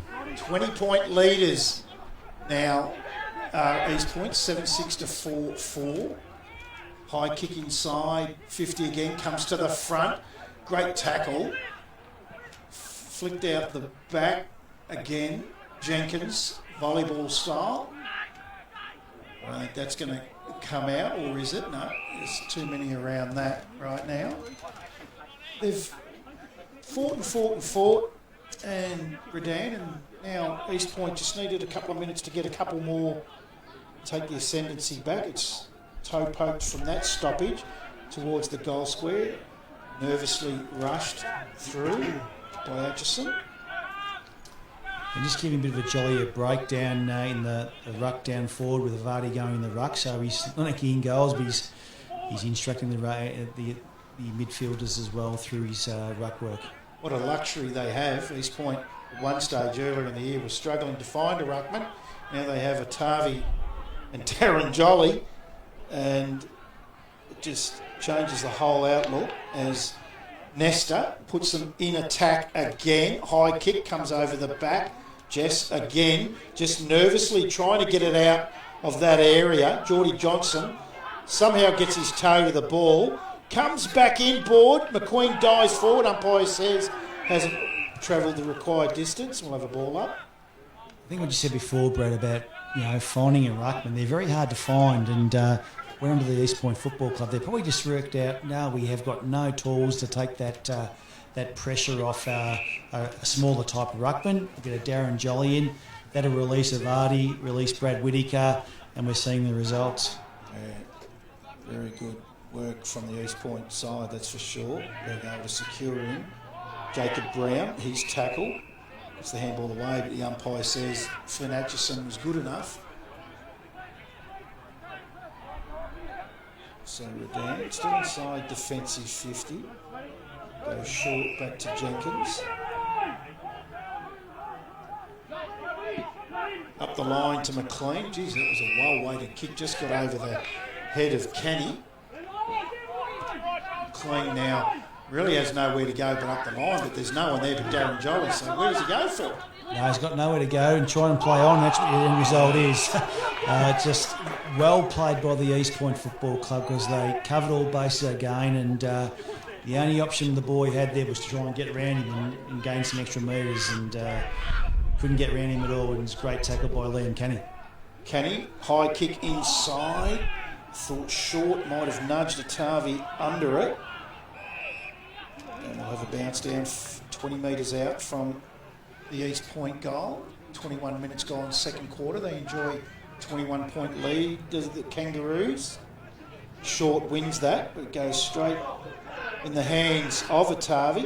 In fact, McDougall goes for Carlisle Peters. McDougall wins it back. Hurry kick forward again under pressure.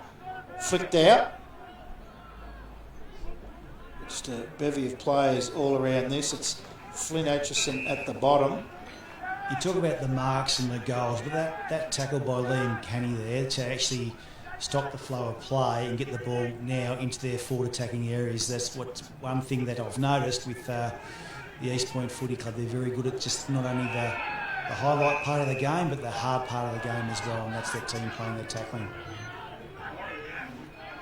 That might have been rushed by Waterbury over the line. It's going nowhere else but the boundary line. Umpire says throw it in. McQueen just overruns it. Jess is there, flicks it out. Matthews, tackled by Kenny again. And we'll have another stoppage, about 30 metres out, directly in front of the East Point goal. Again, there's 3 or 4 East Point boys getting off the ground there, gang tackling, which just shows their team atmosphere and their team first. Atavi, another snap high forward towards Whittaker. Britt is able to spoil him and rush behind.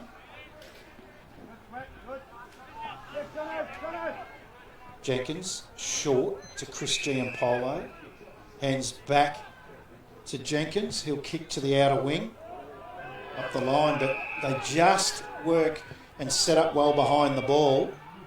Oh! Atavi's taken the mark of the day. He's got 4. And what a wonderful ride that was. And he'll kick from 30 out, nearly directly in front. Just floated, didn't he? He just took it off and just floated in the air and sat there for half a second and came away with a great mark. And I watched the thing on Tony Modra this morning. He's very Modra-like, that one there. So a really attacking type of player. Wasn't he a ripper to watch? Consistently jumped on heads, did Tony Modra. The Crows and Fremantle as Atavi comes in for his 5th before half time. He's pushed that to the right again. Could have had nearly 10 to half time. Yeah, he would have had 8, I'd say, gettable shots on goal. He kicked 5 of those. So not a bad day out. You'd be happy with that payout.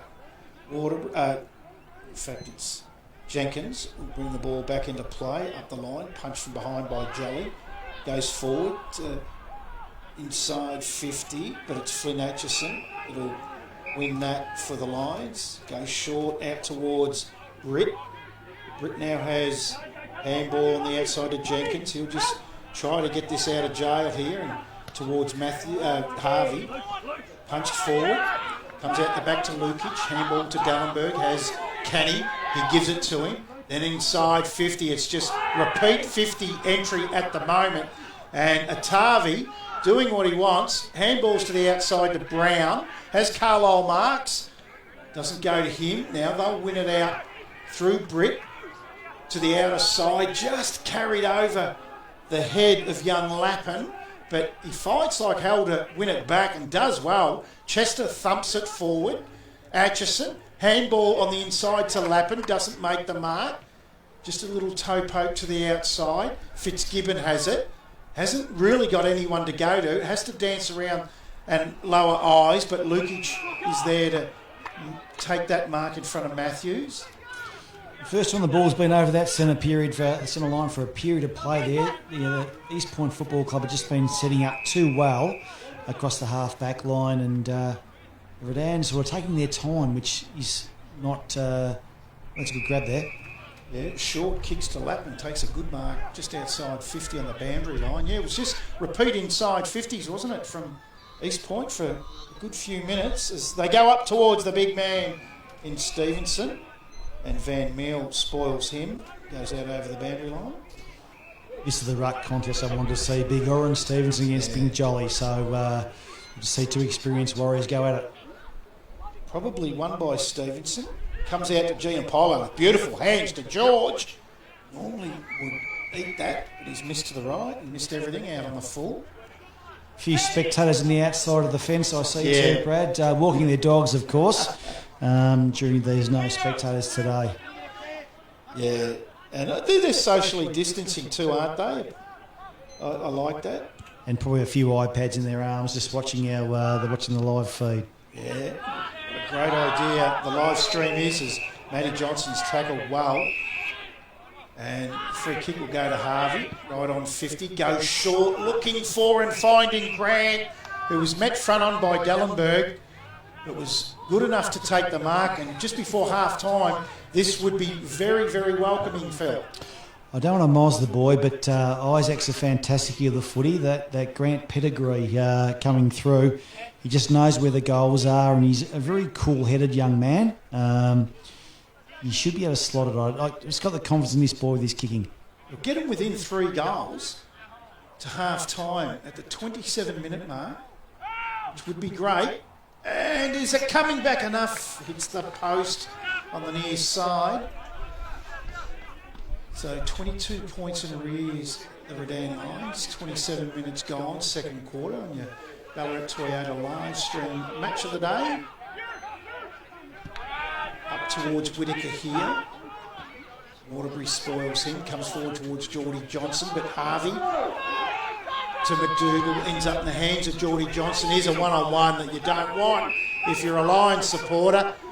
He has McQueen streaming over the back. Desatavi, he gives it to him. Round the corner as easy as you like. And McQueen gets his second for the day. We just saw there just the advantage having a Joel Avardi against a Pat Britt. Undersized Pat Britt, but he tries his heart out, and unselfishly, Joel just passed on to Jake McQueen. I think Jake's kicked 2 or 3 on his score to this game, and all similar at the feet of big Joel Avardi. One in each quarter for Jake McQueen, a major goal kicker is Joel Atavi with 4. 8-9-57 East Point. Redan 4-5-29. 28 minutes gone. Second quarter on your Ballarat Toyota scoreboard. Oh, what a feeling. Toyota. One by Green. Comes out to Atchison. Ducks under that. Handball out to the outside to Matthews. Hurried kick towards Stevenson, who brings it to ground. But mopped up by Q to Lukic. It's going to come out to Bond. He can't win it. Harvey again. Flicked out to the outside. Brown, handball towards Lovick. Bounces to Jones. Jones hurried handball out towards the big man in Jolly. Trips over the big fella. Ooh, met solidly was Matthews by Dellenberg, and able to win the ball as well and give it to Johnson, who lowers his eyes and gives it to Ratuma Onus. Up the wing towards... Whittaker dropped what he should have taken.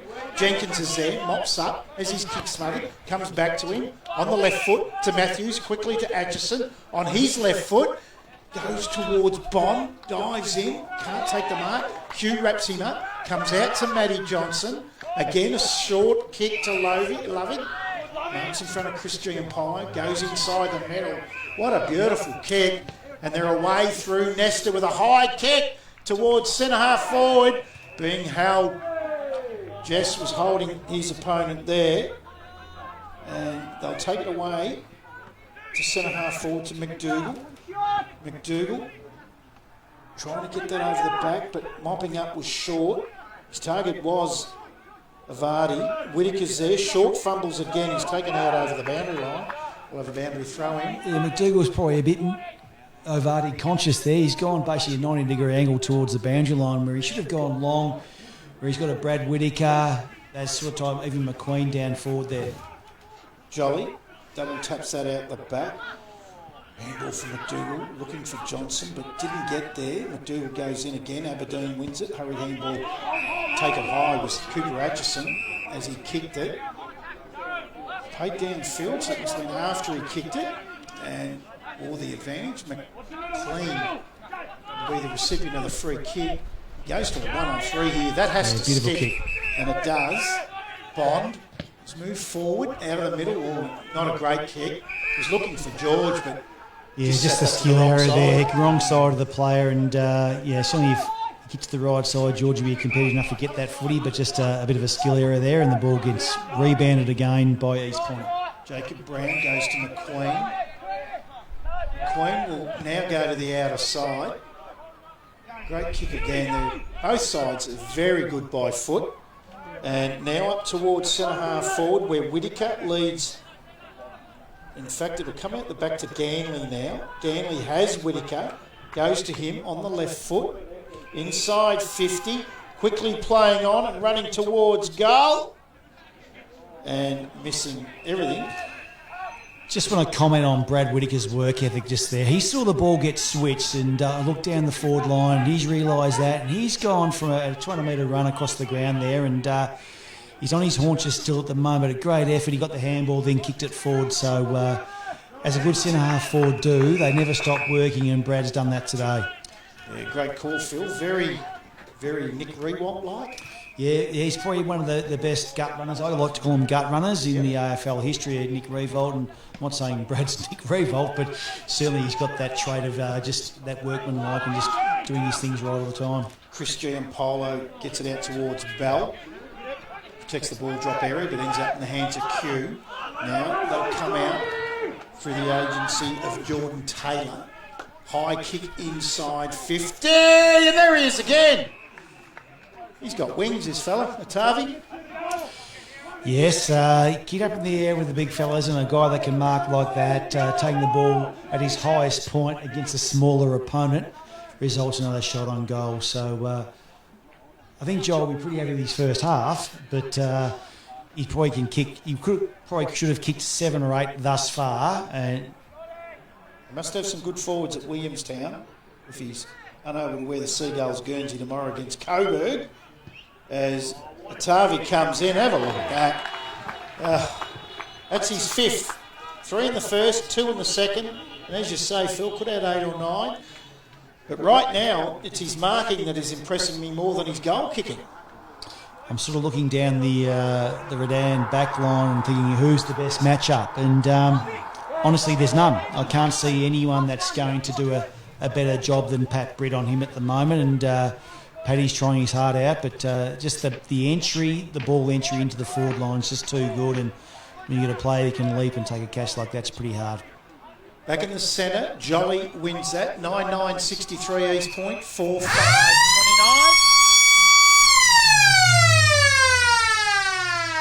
Redan, and that's half time. East Point, 9-9-63 to Redan, 4-5-29 here at the Eastern Oval. So they are in front by 34 points, the Kangaroos. And we'll take a quick break at half time. We'll come back with around the ground scores, some goal kickers, some better players, and then we've got a treat for you at half time in case you've forgotten what happened in round 10, because it was 21 days ago. We will have a short highlights package of what did happen. 34-point leaders are the Kangaroos at halftime here at Eastern Oval. We'll be back shortly for the Ballarat Toyota live stream match of the day.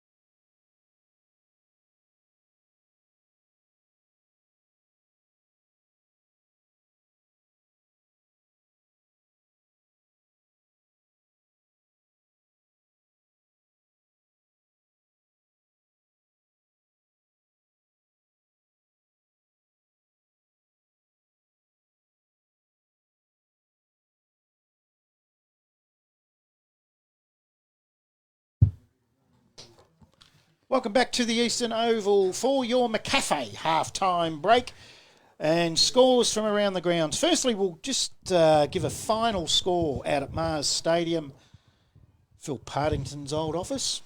15-15, 105. The Bulldogs ran out 55-point winners over the Adelaide Crows, 7-8-50. And around the grounds in the McDonald's Ballarat Football Netball League, Sunbury 3-9-27, trail by 2 points. Lake Wendouree 4-5-29 out at Clark Oval. Darley 3-2-20, not going too bad again. 6-5-41 North Ballarat at half time. Bacchus Smash 2-8-20 to Melton 8-3-51. And at half time out at Marty Bush, wow, 14-14 98 Sebastopol. Mountain South 139. Phil, bit of a shellacking. It is. That's certainly 91 points basically at half time. Tony Lockie hasn't made much of a difference, it looks like, to the Sebast team, but they'll be very happy about that, and they've got some good players down there that will continue fighting on that last half. Goal kickers here for the East Point side. 9 goals they have, and they've 3 goal kickers. Joel Atavi has 5. McQueen has 2 and Whittaker 2. And for the Redan side, they have 4. And they've been kicked by singles to McLean, Stevenson, Bell and Chester got his in that quarter. How have you seen quickly the half-time score of 34-point leaders to East Point? Look, East Point have been fantastic defensively, I believe, and not giving Redan much opportunity to go forward. They just set up really quickly. So Redan have been a bit slow in their sort of movement of their footy, and that gives the East Point Footy Club that advantage of setting up a bit quickly. But certainly the Joel Avardi's been good. I'm not going to complain about that one, but I've been really impressed with Brad Whittaker. There's his work rate at centre-half forward and giving other opportunity. Matty Johnson, of course, but also their forward pressure as well, the Liam Canny side of it, the Jacob Browns, those type of players, and Jordan Johnson that can hold the footy in with their defensive pressure. I think it's been really good. Redan, look, they haven't been embarrassed. Look, they've had opportunities there in that quarter to try and kick some goals, and I've been happy with Kenan Waterbury. I think he's been a good player. Lockie McLean's probably the one at the moment that's with his left foot that can hit the targets quite well. And young Isaac Grant can be dangerous down there. He's had a couple of shots on goal as well. So, look, there's been good glimpses, certainly from Redan, but East Point has just been a bit too strong at the moment, probably a bit more well-drilled on the ground in terms of setting up. But looking forward to a really competitive second half. Probably the most informed side, arguably, East Point. Them and North Ballarat in the last 6 weeks, I would have thought. East Point had a slow start to the season, but they're really hitting their mark at the right end of the season. So what we might do is, just in case you forgot, it was 21 days ago, put the kettle on, grab a Monte Carlo, sit down, dunk it in your nice hot cup of tea, and what we'll do is we'll take a look at round 10 in the McDonald's Ballarat Football Netball League of 21 days ago.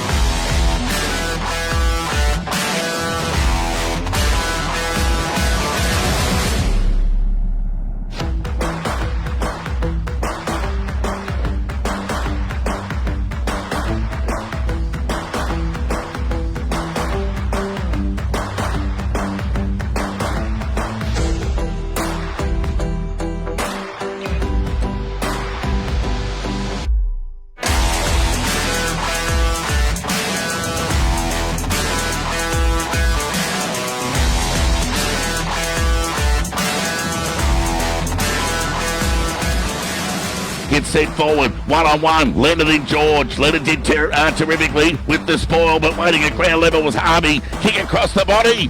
He's put it through. Big of Drew Lock. He can go back to Baker. Poor kick. Oh no, here's an opportunity here for Redan. Kick over the head. There's a turnover and Bond. It'll go out to the wide pocket. George, the target, couldn't quite take the mark. Good spoil there. But off hands, falls into the hands of McLean, is it? And he has a shot on goal and he's put it through. But back towards Atchison. His left foot kick's terrific. Finds Fitzgibbon, runs towards 30. Shot on goal. Then he's put it through. Taken there by George. plays on, left foot kick around the body, and he's put it through. Australia, meet your new McCafe blend. Roasted and blended in Melbourne. Smoother, richer, and crafted for Aussies who love great coffee. The new McCafe blend. Now that's coffee fit for an Aussie. Big milestone coming up this weekend for Dan Valden for the Bacchus Marsh Cobras against Melton. Welcome. Thanks, mate. It's going to be an interesting game, that's for sure. 300 games. Now, you just told me off air you didn't start the game until about 16 and a half. Yeah, so I played a lot of basketball at a fairly decent level, and in the end the boys got me to come down and started footy, and I haven't looked back. 300 games later, we won't say your age, we don't like to do that. How are you feeling? How is the body right now?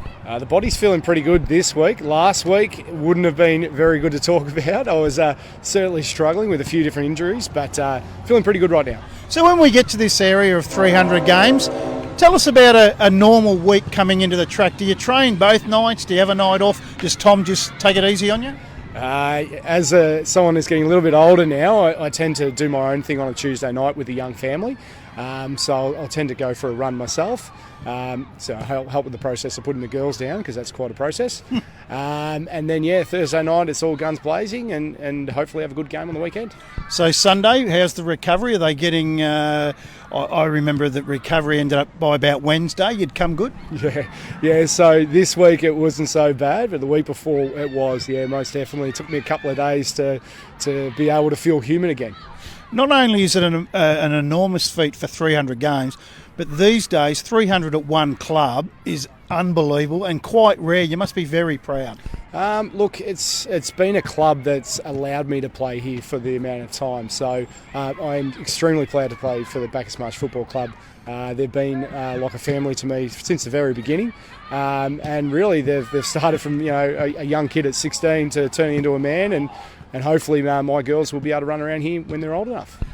Are we going to be talking to you for 400 games in 3 years' time? No, I highly doubt it. No, it'll be a time, whether it's this year or next year, most likely end of this year, where it becomes time for my girls to have their sport, and I'll move into probably a coaching role or something like that. The beauty of it is you're enjoying a really good year. The club's in good shape. Started off a little bit slow, but all guns blazing now. You're travelling really well. Look, this is, again, a COVID year, so you don't really know where everyone's at the moment. So I think more, I suppose most years it's about timing your run, but you want to be close enough to strike, and if we're going to be in that position, hopefully we will be. Hopefully time our run to go well in finals, and that's really the end game, isn't it? It is. All the very best. 300 games, magnificent effort this week against Melton. Well done. Thank you very much. Cheers. Everyone knows Australia has 4 big banks, but there's another big bank snapping at their heels. With 1.9 million customers, it's regularly voted one of Australia's most trusted brands. Welcome to Bendigo Bank, the better big bank.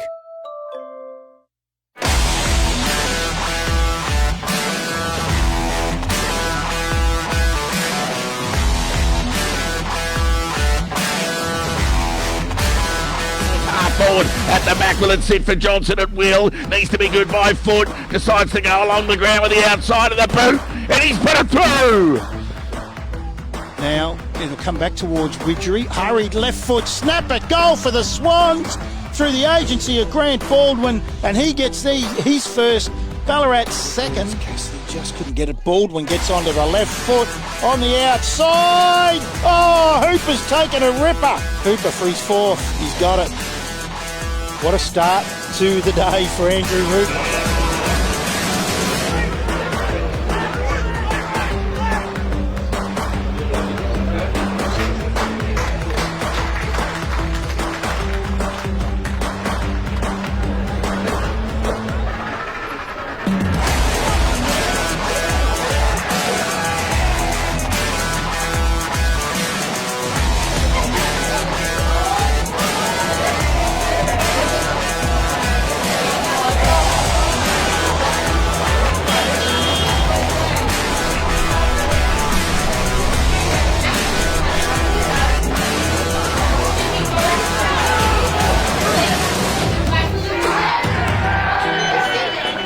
It's time for the Ballarat Football Netball League Top 5 Plays of the Week. And starting us off is Alex Harvey from Redan with this right foot bender around the corner. But waiting at ground level was Harvey. Kick across the body. He's put it through. Andrew Hooper from Ballarat got 6 again on the weekend, and this was one of the better ones. Mop up for the Borough. Goes to the handball, out looking for his mate, but it comes to Hooper. Hooper with a right foot snapper, goal! He's got it! Sort of guys you come to the football to watch, or Andrew Hooper gets his first. James Keeble from Sebastopol reads this better than everyone and then shows sheer strength and kicks the goal. Brilliant! Keeble! Absolutely brilliant. Strength, tenacity, and real persistence to get that, and got it.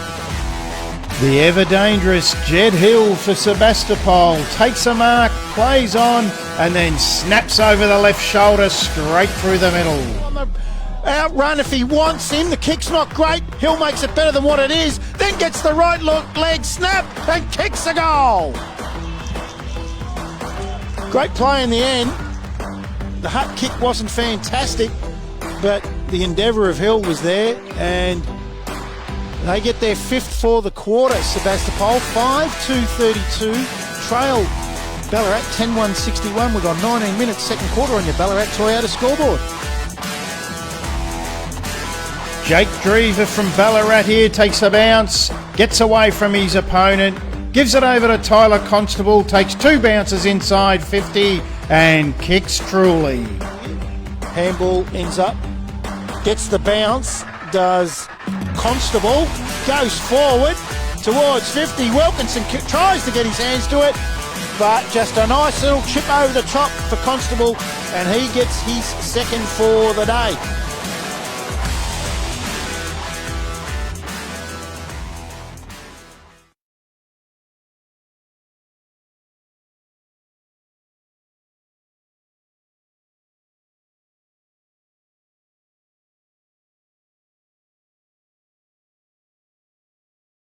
Welcome back to the Eastern Oval, and what a treat that was. If you forgot, 21 days ago also we spoke to Dan Veldon, who plays his 300th game today for Bacchus Marsh out at his home ground of Mattingly Park against Melton. Unfortunately, they're 31 points down at half time. Hopefully they can make a better effort for the big fella in the second half, Phil. 300 games. How dirty would you be with no crowd? I know. Yes. You got your teammates to celebrate, and probably maybe a parent that snuck over the fence or something like that. Who do they cheer him off in front of, Phil? Yeah, who do they cheer him off? Yeah, they would have to do something. Wimby can do something, I think. So yeah, he'd be just shaking his head. He'd probably want to be injured that day, I reckon, and say, no, I'll play when the crowds come back, I reckon. He had to wait a long time because he had 21 days. We interviewed him just before COVID hit, and he was saying that he'll probably retire at the end of the season because he'll spend some time with his kids' sport, his daughter's sport. A lot of players tend to do that once they get towards the end. I mean, it takes a huge commitment, doesn't it, footy, and you sometimes your kids and your wife and a lot of things are put on the back burner, as you would know better than anyone, Phil. Yeah, certainly. Look, we love our footy. Anyone involved in community sport, they do it not just to play the game, but to be involved in a community club. And it does take a lot of hours, and the volunteers are the lifeblood of any footy club. And that's why it's so important to get community sport back up and running. The netball, the football, the basketball. You know, we've had 18 months basically of lockdowns, or, you know, we're not quite sure what's going on. And we're pack animals, us human beings, aren't we? We like that human sort of connection, and you know, I feel for people out in really regional areas. Not so much, certainly with Ballarat, we've got things to go to and do, and people to see a neighbour. But if you leave out the back of Hopeton or someone like that, your neighbour might be 5 k's away. You might not see them at all. So I think community footy and getting community sport, and I think, you know, the government, even though we all have got different opinions of the government, how they've been handling this situation, but to get community sport back up and running, and, you know, to see smiles on juniors and the senior players has been good. But yeah, getting away from footy and getting back to the family, it's really important. It is. Half-time McCafe break. And our special comments man for the day today is Phil Partington, the ex-boss, out at the Greater Western Victorian Rebels, which was North Ballarat Rebels, obviously, when you would have started. Now, you would have come across some magnificent players that have come through the system. Phil, how about we try to get your top 5 we'll go for? Top 5, yeah. Look, certainly one that's playing his first game back for Geelong Footy Club this weekend, Jeremy Cameron, would be well up there. I think Jeremy has had a fantastic career and probably one of the premier forwards in the competition. Matt and Brad Crouch have always been really good footballers in the Ballarat area, but to see, Matt's been an All-Australian, I think Brad has been as well, to see how they have come on. Hugh McCluggage is another one who's probably, he's be close to the best and fairest for the Brisbane Lions this year, All-Australian last year. You just see him become a really a premier midfielder in the competition. Then you've got a Jake Lloyd, who's been a premier player for the Sydney Swans. There's so many other players. You got Sean Grigg, James Frawley, premiership players, Daniel Rioli, those sort of types of players that have come through and gone on to become really good AFL players. But also today we're seeing a lot of good players as well playing in the Ballarat Football League or country leagues as well. It's not just about getting boys drafted, the NAB League, which a lot of people do. It's coming back and contributing to local footy, being good players and being good coaches as well. So Jake Bridges went to the Rebels program. There's plenty of coaches in the Ballarat Football League that have gone through the Rebels in terms of coaching and also playing. So that's a really good thrill for us as well. Not only you get the thrill of the AFL players, but certainly seeing the players, contribute well to community clubs. One of the ones that I've liked to watch, we've called Lake Wendouree twice this year that didn't go on to the top grade, that Nick Rippon. Absolute ripper. Yeah, very, very good player. Look, he's a Liston Trophy winner too in the VFL. You don't get too many players of those. I think, Steve Clifton, another Lake Wendouree boy, won a Liston. But, yeah, Nick's probably one of those, those unlucky types. You always say there's unlucky players not to get drafted. Nick would be in my top 5 there, and he probably very close to winning the Morris Medal at one stage there. But at that time, the clubs weren't looking for those type of players and the type of position that he may have played. So he's forged a really good career, basically at VFL level and also now the Ballarat Football League. Football in Ballarat, my first look at it this year, is incredibly strong. The standard of the competition is better than what I expected. I knew it was good, but it's better than what I expected. Has been, and then we go back before your time with the Rebels, there's an Adam Goods. There's just been some super players. Or I might be showing your age. It probably wasn't before your time. No, before my time, yeah. But you look at, before the NAB League and the Ballarat Football League has produced so many good players. Like, you look at a Tony Lockett. Those type of players this is the recruiting ground of the St Kilda Football Club. So, the Greg Burns, the Val Perovics, Peter Keel, those sort of types of players that have gone on and had really good, successful AFL careers. But no doubt the Ballarat Football League, many, many times. I know as a young fellow, I used to drive up occasionally and watch the Ballarat Football League Grand Final. It was a big event, televised. It was, I think it was Channel O back then. Yes. There was 4,000 or 5,000 people. Watching the game, packed into the ground, and we don't get that nowadays. But I think the social media side of it and what we're doing today with the live stream gives people opportunities to watch it, especially when there's no crowds. And I must say, this is one of the most picturesque football grounds I've seen in Australia. The tree line, that heritage stand, the old shed for the netballers down the back end of the canteen, the newer rooms in the forward pocket, everything about this place, I absolutely love this. So you can almost walk past this ground on a Wednesday and smell the liniment, Phil. Well, the iconic, I think it's an elm tree. I'm not quite sure. There's a bit of a story behind the elm tree, but certainly the old grandstand's very picturesque and gives you that country feel. Love it. And we're just about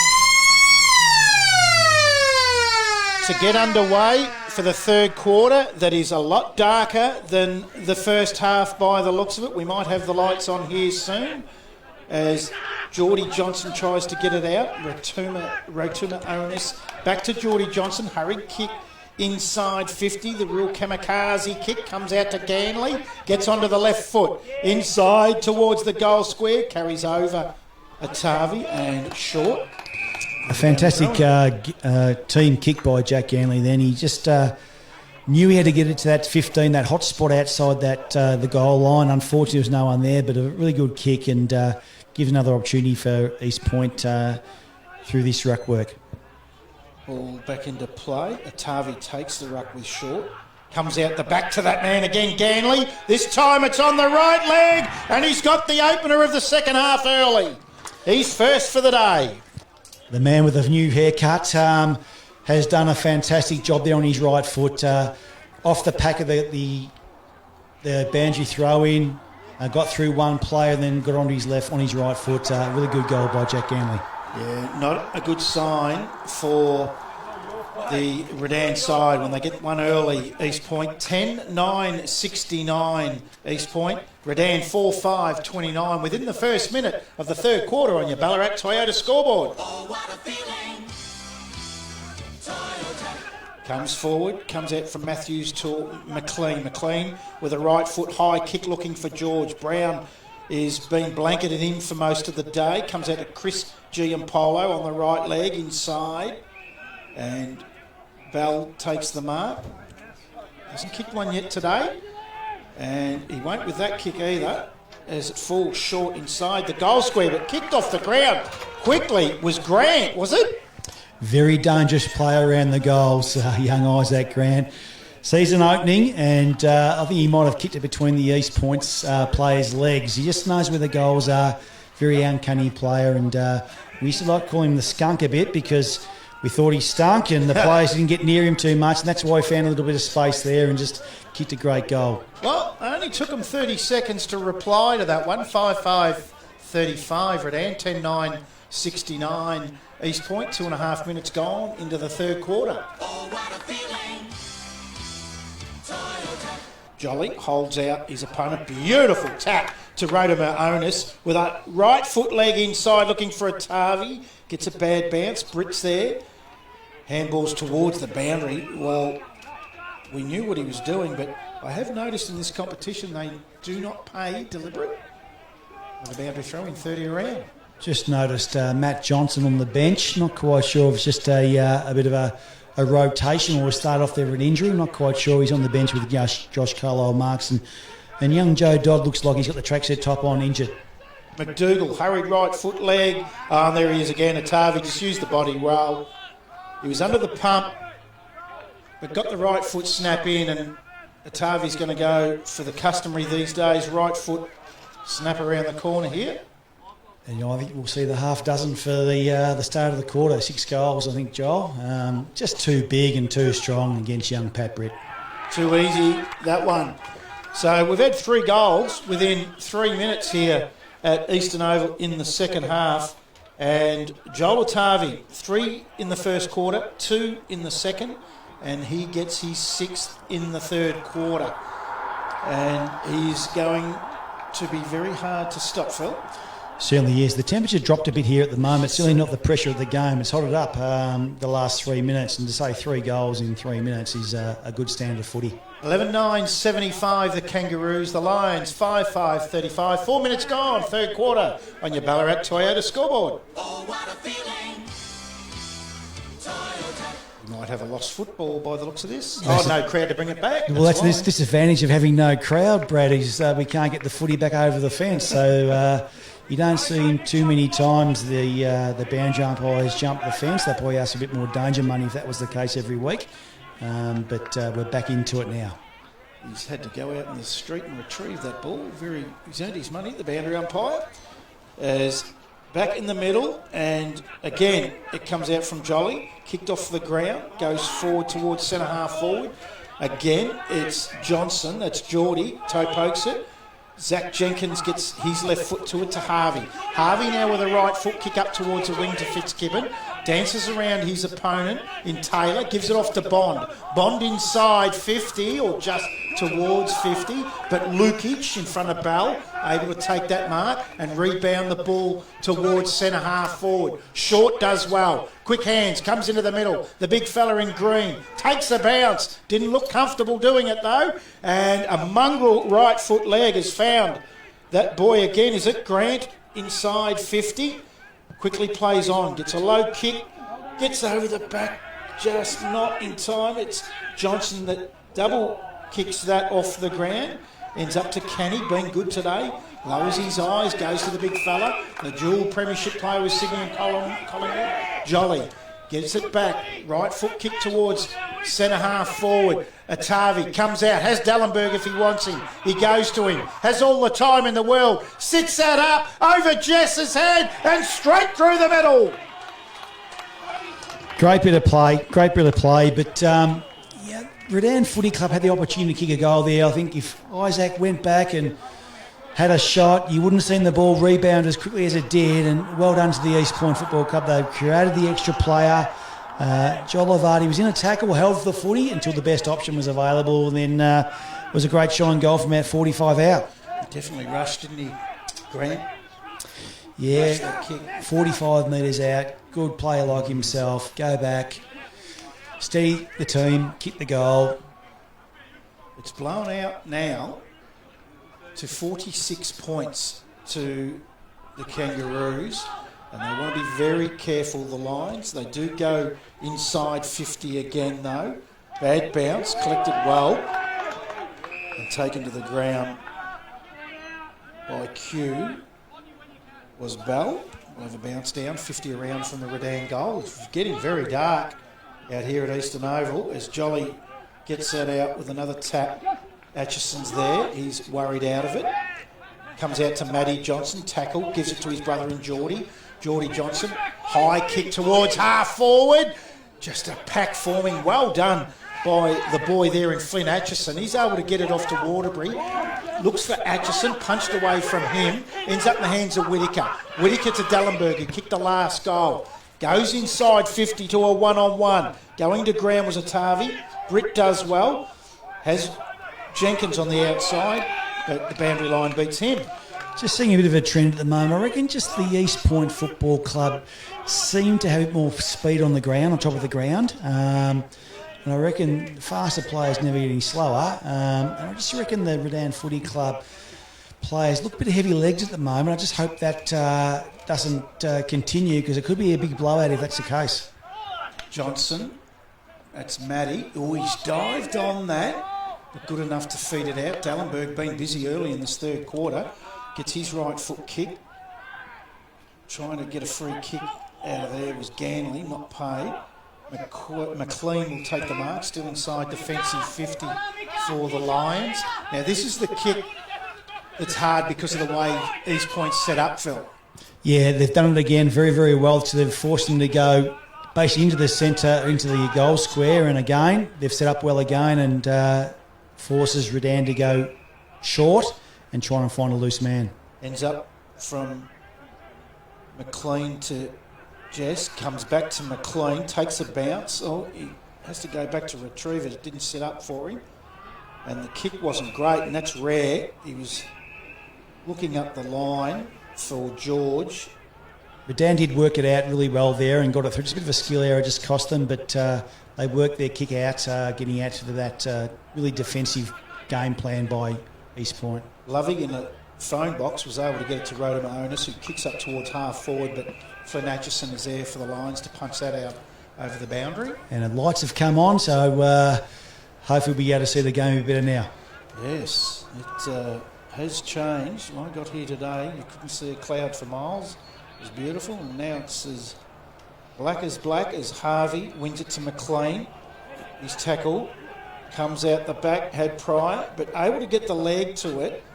Comes out now to Lappin. He's set upon Matthews. Handballs back to Jenkins. Goes inside the centre looking for Chester, but it carries over him. Now there's a race on. Chester's good enough. Ducks in underneath. Tried to get the free kick. Q to Bell low. Bell out to Grant. Grant toe pokes it. He's just got to try to get that to sit. His toe poked and gone towards the boundary. Not a bad idea though, Phil. It was a 1-on-3. Well, again, Isaac Grant sees the game better than most, and he actually thought, well, if a toe poke gave himself a bit more space, he did that, and just the second toe poke didn't work for him, but he was singing well ahead of the game. Comes forward now towards Harvey, who has a chance for the check side. What a great goal.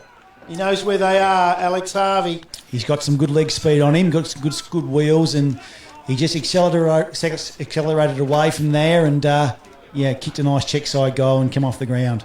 6 separate goal kickers for the Redan side now, with Harvey getting that. That's their second for the quarter. And East Point also have 2 for the quarter, or 3, kicked by Dellenberg, Atavi and Ganley. So now, 12-9-81, they just hanging in there, Redan. 6-5-41, 11 minutes gone, third quarter, as the rain sets in on the Ballarat Toyota scoreboard. Oh, what a feeling. Toyota. Johnson underneath that again, as he's done most of the day. Comes out to Green with a hurried kick inside 50 for the Lions. But it's going to come back for East Point towards the wing to Nesta. Nesta does well, gets around Aberdeen and Bond. Then goes with a kick inside 50. Coming out and meeting it. Looked like that might have been the smaller. I thought it was actually McQueen. So he was doing that in front of Jess, and it's ended up out over the boundary line. We'll have a boundary throwing 50 around from the East Point goal. As Jolly taps it out the back. Gee, they've got a good understanding. And they've done it in quick time, these two, to Johnson. High kick looking for Atavi. Britt was able to get his hand on it and get it out over the boundary line. Just talking the influence of Jolly, he's gone a little bit quiet. I know he's making still a bit of an impact, but not certainly as much as he had the first half so far with Matty Johnson. Yeah, 39, he will tie, that's for certain. He'll do battle again with Green. He gets it out the back to Brown. Right foot, snap. I would love to know the hand that Jolly's had in goals today with his ruck work. That was just brilliant. And Jacob Brown was able to get on the end of it and get his first for the day. He's had some impact, Jacob Brown, and just that smart snap from 40 metres out, and great bit of teamwork by the East Point Football Club player on the goal square, sort of shepherd that ball in as well. So he had the opportunity to take that mark, but his team first approach sees that ball go through for a goal. Turning into a bit of a goal fest out here at Eastern Oval. East Point 13-9-87, lead Redan 6-5-41. And we've gone 13 minutes, third quarter, on your Ballarat Toyota scoreboard. Oh, what a feeling. He's hard to tackle is Rotuma Onus when he's in that bullocking motion. It ends up to Whittaker at centre half forward. Look at the kick, straight to Atavi. Is your man Brad Whittaker? Yes, but I just want to talk about Mikaja Onus there. Just his composure through traffic there to get the best option, and then that kick forward to Brad. And as I said, Brad Whittaker's been a very vocal point for the East Point Footy Club today, and goes back to have a shot of his third goal for the day. In fact, he's seventh. He's got 3 in the first, 2 in the second, 1 in the third. And he's hit the post.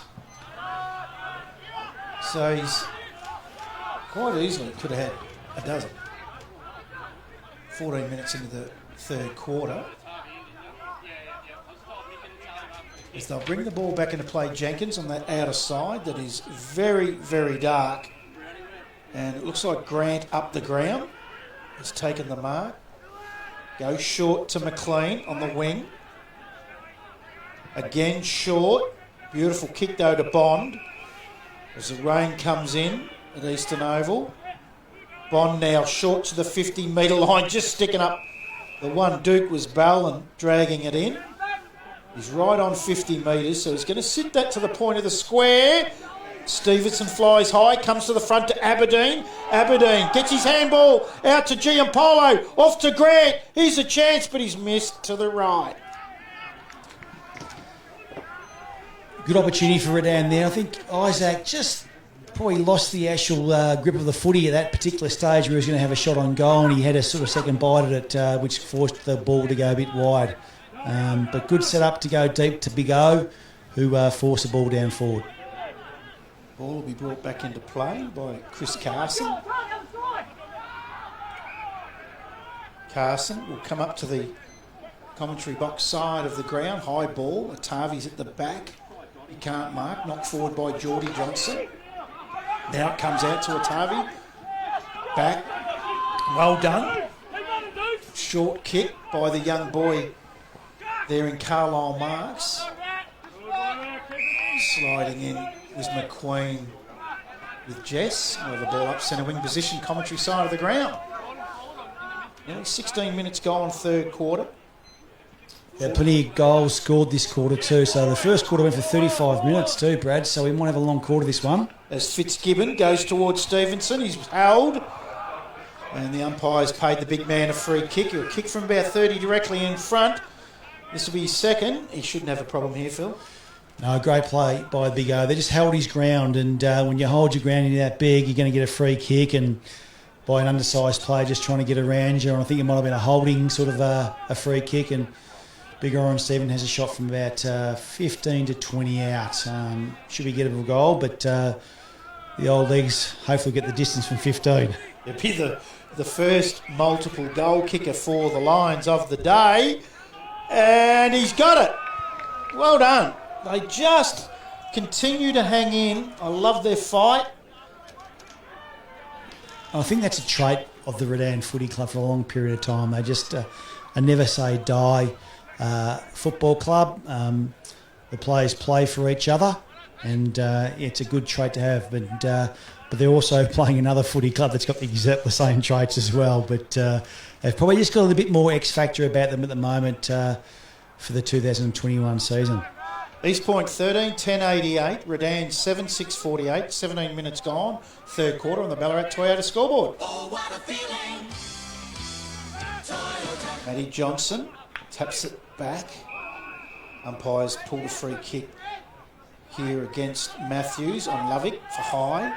Feeds it off. Now they're away towards half forward. Lovely kick. Gets it out to Taylor. Goes in board to McQueen right on the 50-metre arc. McQueen now has a player all on his own in the pocket in Ganley, and he goes to him. Important shot.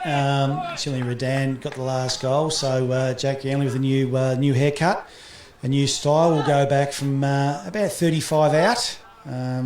Should be a gettable goal for a player of his ability. We're right behind him on this one, so we've got a great view of it. That is a lovely looking kick. Fades right in the end, but not a problem.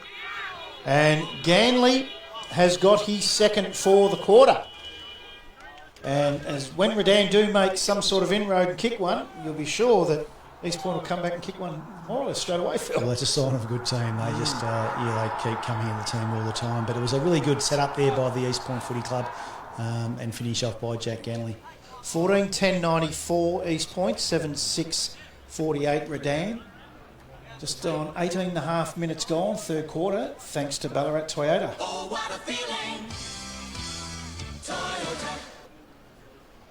Now we've got rain and lights on and black skies, and it's changed dramatically as Taylor toe pokes it out towards McLean that slides under the tackle of George. Comes out to Brown. He's swung around in a circle, but able to get his handball away. Britt is there in front. Gives it off now. It ends up in the hands of Atchison. Looking for Grant up on the half-back flank. Feeds it back. Now in the hands of McLean with a left foot. Kick up towards Brandon Green. Punched away from him by Lovick. Beats Johnson and Atchison out over the boundary line. We have a boundary throw in centre wing position outside. The skill errors just being caused a bit more now because of the dewy conditions. The rain's still coming down. Not overly heavy, but making enough for the players to be double touching the footy a fair bit. Just like sleet, isn't it, at the moment, as Green wins that tap. Oh, beautiful hands out. Now they are away again, East Point. what a football side we're watching at the moment, as Atavi gets it to the ground and then wins it. Tackled by Atchison, that was Flynn. And he's got the free kick in the air for holding the ball against Atavi. So Flynn Atchison still inside defensive 50. Will kick across to Jenkins. Has a good lead from Harvey, who had to really lead hard, and does so. And receives the kick from Jenkins. Short up the line again. Beautiful kick to Atchison. Loved his game for the Lions. This has really worked well. They've worked this well. Ends up in the hands for Bell.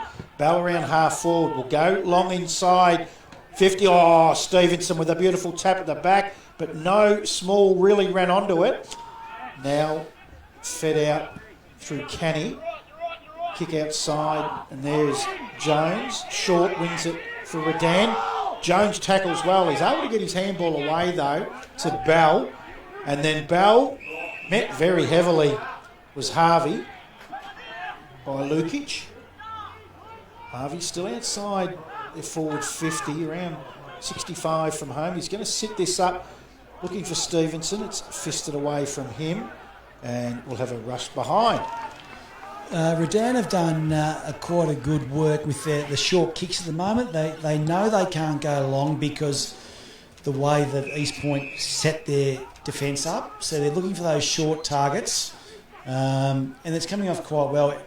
Young Harvey's creating a few opportunities as we've got a couple of players down after Big O cleaned a few up in that contest. And you wouldn't like Big O and Stevenson running into you. I reckon you'd hurt many a play if that was the case. He certainly did. He's collected Van Meel, and I reckon the other one might be Dellenberg, and he might be coming from the ground. Van Meel's up and about, moving around. And I'm pretty sure... I think both players are coming off. I think Big O might have got them a bit low across the leg area. Certainly on one of the players anyway.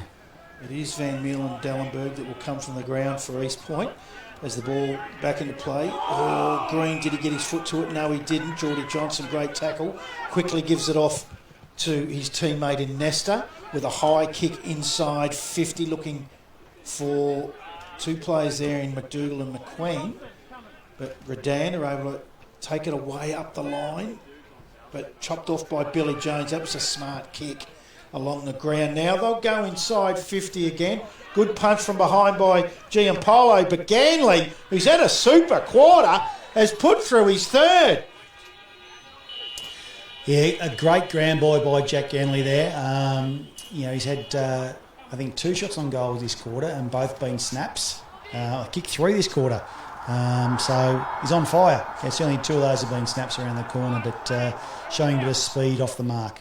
He looked sore at the start of the game. I noticed him limping. I thought he had a stone in his shoe as well. Wasn't quite sure if that was Jack's normal gait. But if you're kicking 3 goals a quarter, Brad, you can limp all day, I reckon. Exactly. East Point, 15-10, 100. Redan, 7-7, 49, 23 and a half gone. Third quarter on your Ballarat Toyota scoreboard. Oh, what a feeling. Toyota. Jolly, beautiful tap again to Taylor, but it ends up in the hands of Bond for the Lions. He'll go inside 50. Here's where Chester can cause some trouble. He gets the crumb, slippery ball, and it wouldn't sit for him. So East Point are able to take that out of danger. That is a wonderful kick up towards the boundary.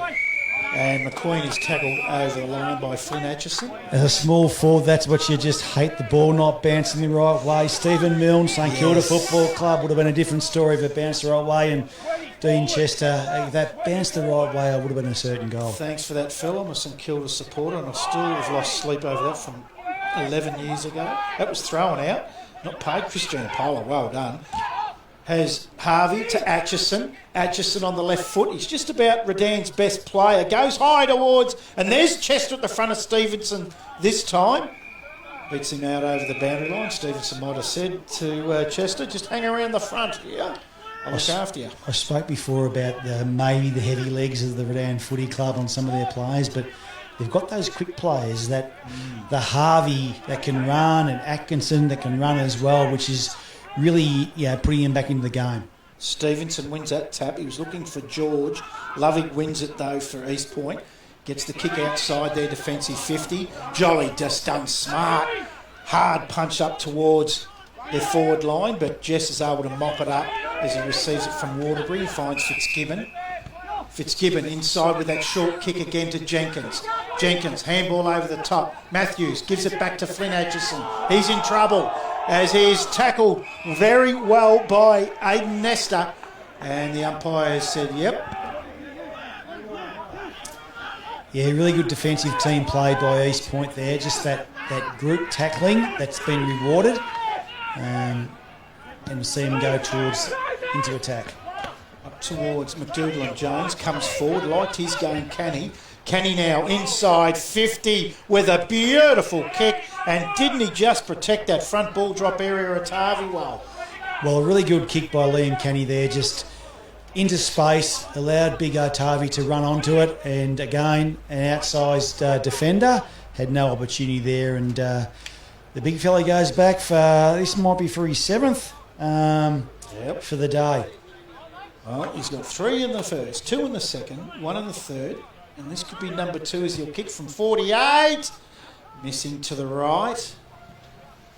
So, 52-point leaders, the Kangaroos now, the 26.5-minute mark in the third quarter. Now, Brad, we say 52 points, but if that scoreboard wasn't working and we had no idea, I would say the game would be a lot closer, and probably most of the spectators would as well. Spot on. Redan haven't been outplayed too much at all. Just that extra X factor, I like to call it, the extra special players that East Point Footy Club have got that are showing the way at the moment. Spot on, Phil.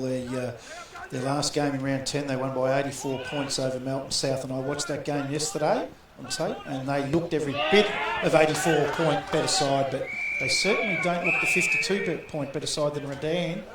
Totally agree. And we'll have a boundary throw-in 70 metres around from the East Point goal. And let's remember too, they really are outsized. Oh, he's done it again, Jolly, to Rotuma Owners. Ends up to Fitzgibbon though. Hands out to McQueen. McQueen taps it forward. Hurry kick by the coach, Giampolo. Gets to Aberdeen. Now he has Harvey. He's had a great quarter, great game. Kicks it inside 50. What a beautiful kick towards George. Had to sit. Brown just did very, very well and able to spoil him. Handballs out the back. Carson gets a quick kick out towards half back. Goes over the head of Ganley. Aberdeen's there for the Lions. Slides in. It's going to come out to Ganley. He picks up. He's wrapped up by Watery. Ball will go out over the boundary line. We'll have a boundary throw in centre wing position out of side. Just noticed behind the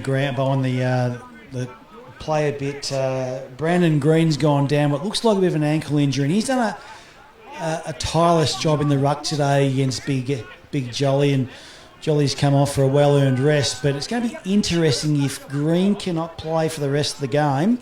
What are the Redan Footy Club going to do in terms of ruck? Got to be Jacob Short. Bond just took that boundary throw in. Or would you just put Jolly on ice for the rest of the day? If I was a coach, I'd put him in the old people's home for the rest of the night and let him come out next week. But he's done a powerful job, basically Green, trying to stop the impact of Jolly and the way he rucks. Yeah, great call as Atavi hits it out the back to McQueen. McQueen was tackled without the ball, so he'll get the free kick from 55 out around from their goal. Yeah, they don't need a ruck now if they've lost Green. And as you say, I don't think Green will be coming back on the way he was coming off. What a kick, what a mark. And this time it's McDougall, who hasn't kicked one today, so he's going to try to chime in for one himself. Yeah, really good leap. Hit the ball at the highest point there, and certainly did give his defenders any chance now. He's 35 metres out, and he's not the most attractive kick in terms of viewing, but he's usually effective. And he comes. Very definite approach. Head over the footy, as you say. Not a great looking style, but no matter how they get there, that's gone straight over the yellow hat of the umpire. And he gets his first for the day, Bryson McDougall. And this third quarter has turned into an absolute goal fest. we have had 7 goals from the East Point side, and we've had 3 from the Redan side. A 10-goal third quarter out here at Eastern Oval. 16-11, 107 East Point, 7-7-49 Redan on your Ballarat Toyota scoreboard. Oh, what a feeling. Toyota. 30-minute mark into this third quarter. We had a 35-minute first quarter, Brad. So, and plenty of stoppages this quarter, so you might see a longer quarter as well. Yes, could be overtime for you today, Phil. Out We here. have to get our Macca's coffees delivered fairly shortly, I think, but delivery coming through. As Lovig gets a kick forward, goes towards Ganley again. Geordie Johnson's there, so is Waterbury for the Lions. Beats them both out over the boundary line under the scoreboard. Phil just said nearly 31 minutes gone into this third quarter. 58-point leaders, Kangaroos. Rain's held just slight. Looks like it's just a bit, very light drizzle now. Matty Johnson. Handballs to the outside to Atavi. Goes back in. Ganley to Dodd. Oh, was he pushed in the back? Not paid. Jess gets a kick out for the Lions towards half back and wing. Umpires pulled a free kick. It'll go to Bell for the Lions. Deep in the shadows of the third quarter. At a cold Eastern Oval now. Matty Johnson just gets across in front of short. Brilliantly done. Hits it to Brown. Brown kicks forward, punched forward by Jess. Rhoda Mahonis can't pick it up. Geordie Johnson can with a spearing right foot. Does it get any better than that? And Brad Whitaker was on the end of it. Yes, another bit of great play by the East Point Football Club. And one thing I was really just watching there, how hard the actually forward line players and the midfielders push back to help their defenders. And that resulted in a quick turnover and resulted in this shot on goal by Bradby, just because of the hard work by the midfielders pushing back and the half forwards pushing back to help their defenders out. And well-drilled team, and as we're seeing, why they're one of the best teams in the competition. Whitaker's third for the day. And right now, East Point do the math overnight and have it fall beyond the boundary next Friday episode, but their goal scoring power in the last 6 weeks has been incredible. They're now 17-11, 113 Redan, 7-7-49 deep in the third quarter on the Ballarat Toyota scoreboard. Oh, what a feeling. Toyota. And East Point aren't just relying on Joel Avardi either. There's plenty of players that can put their hand up and kick a goal. Brad Whitaker, Jack Ganley, you've got Bryson McDougall just got in there, Jake McQueen. The list goes on with players that can kick goals for them. So a multi-focused forward line, which is an advantage for any footy team. Another beautiful tap to Johnson from the big fella in Jolly. Punched away by Britt in front of Ganley. Taking it out over the line was Ganley. In fact, it was Whitaker that Britt punched the ball away. So there might have been a change there. I'm trying to look who's got a Tavi right now. He's gone to the ruck, actually. he I has. just think he's gone to the ruck. Short has gone in there for Redan, which he had to, losing Green. Takes the front spot. Atavi gets it to Rhoda Mahonis. Feeds it out to Johnson, just about best on ground. He'll feed it back again. Comes back to Johnson from Nesta. High kick inside. Oh, unlucky Kenny. Got to the right spot. Bounce early. Rhoda Mahonis gets his kick away right on the siren, but he's missed to the left. Been really impressed with Mikic today. He's played a good game, and just his ability to get first use of the footy off that ruck has been good, and he's a hard matchup. He's a big-bodied player. And at three-quarter time here at the Eastern Oval, it is East Point 17-12, 114, lead Redan 7-7-49. We'll take a quick break here at Eastern Oval for three-quarter time. Come back with around the ground scores, all the goal kickers. You are watching the McDonald's Ballarat Football Netball League live stream game brought to you by Ballarat Toyota.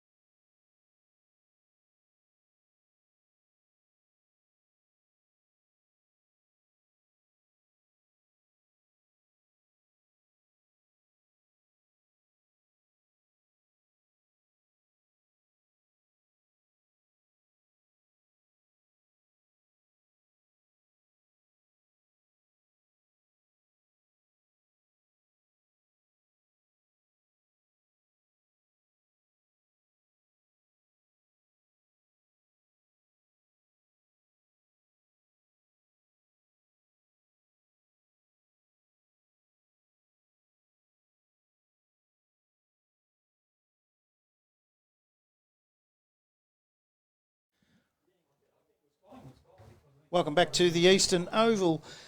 3-quarter time and sees East Point 17-12, 114 to Redan 7-7-49. Scores from around the ground. Sunbury 11-15-81. A lead Lake Wendouree 5-5-35. Darley 5-5-35. Trail North Ballarat 11-11-77. Bacchus Smash for Dan Veldon's 300th game.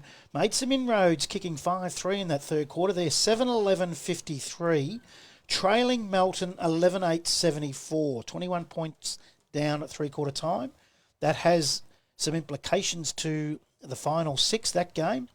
As does the next one. Sebastopol 22-21.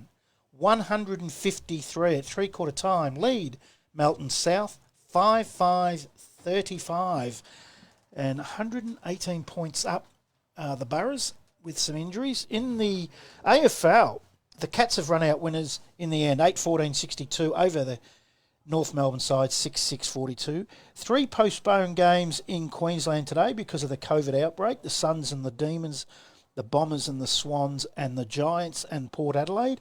Throws my Saturday night into turmoil, Phil. What am I going to watch? Well, there'll be plenty on the Olympics, and I know I've been glued to the Olympics a bit. I've been watching a little bit of the sports we don't usually watch. The skateboarding? I've put my hat on backwards to get into the mood watching the skateboarding, but no, I've been watching the canoeing, the kayaking, Girl from here. the judo. I watched the shooting the other day.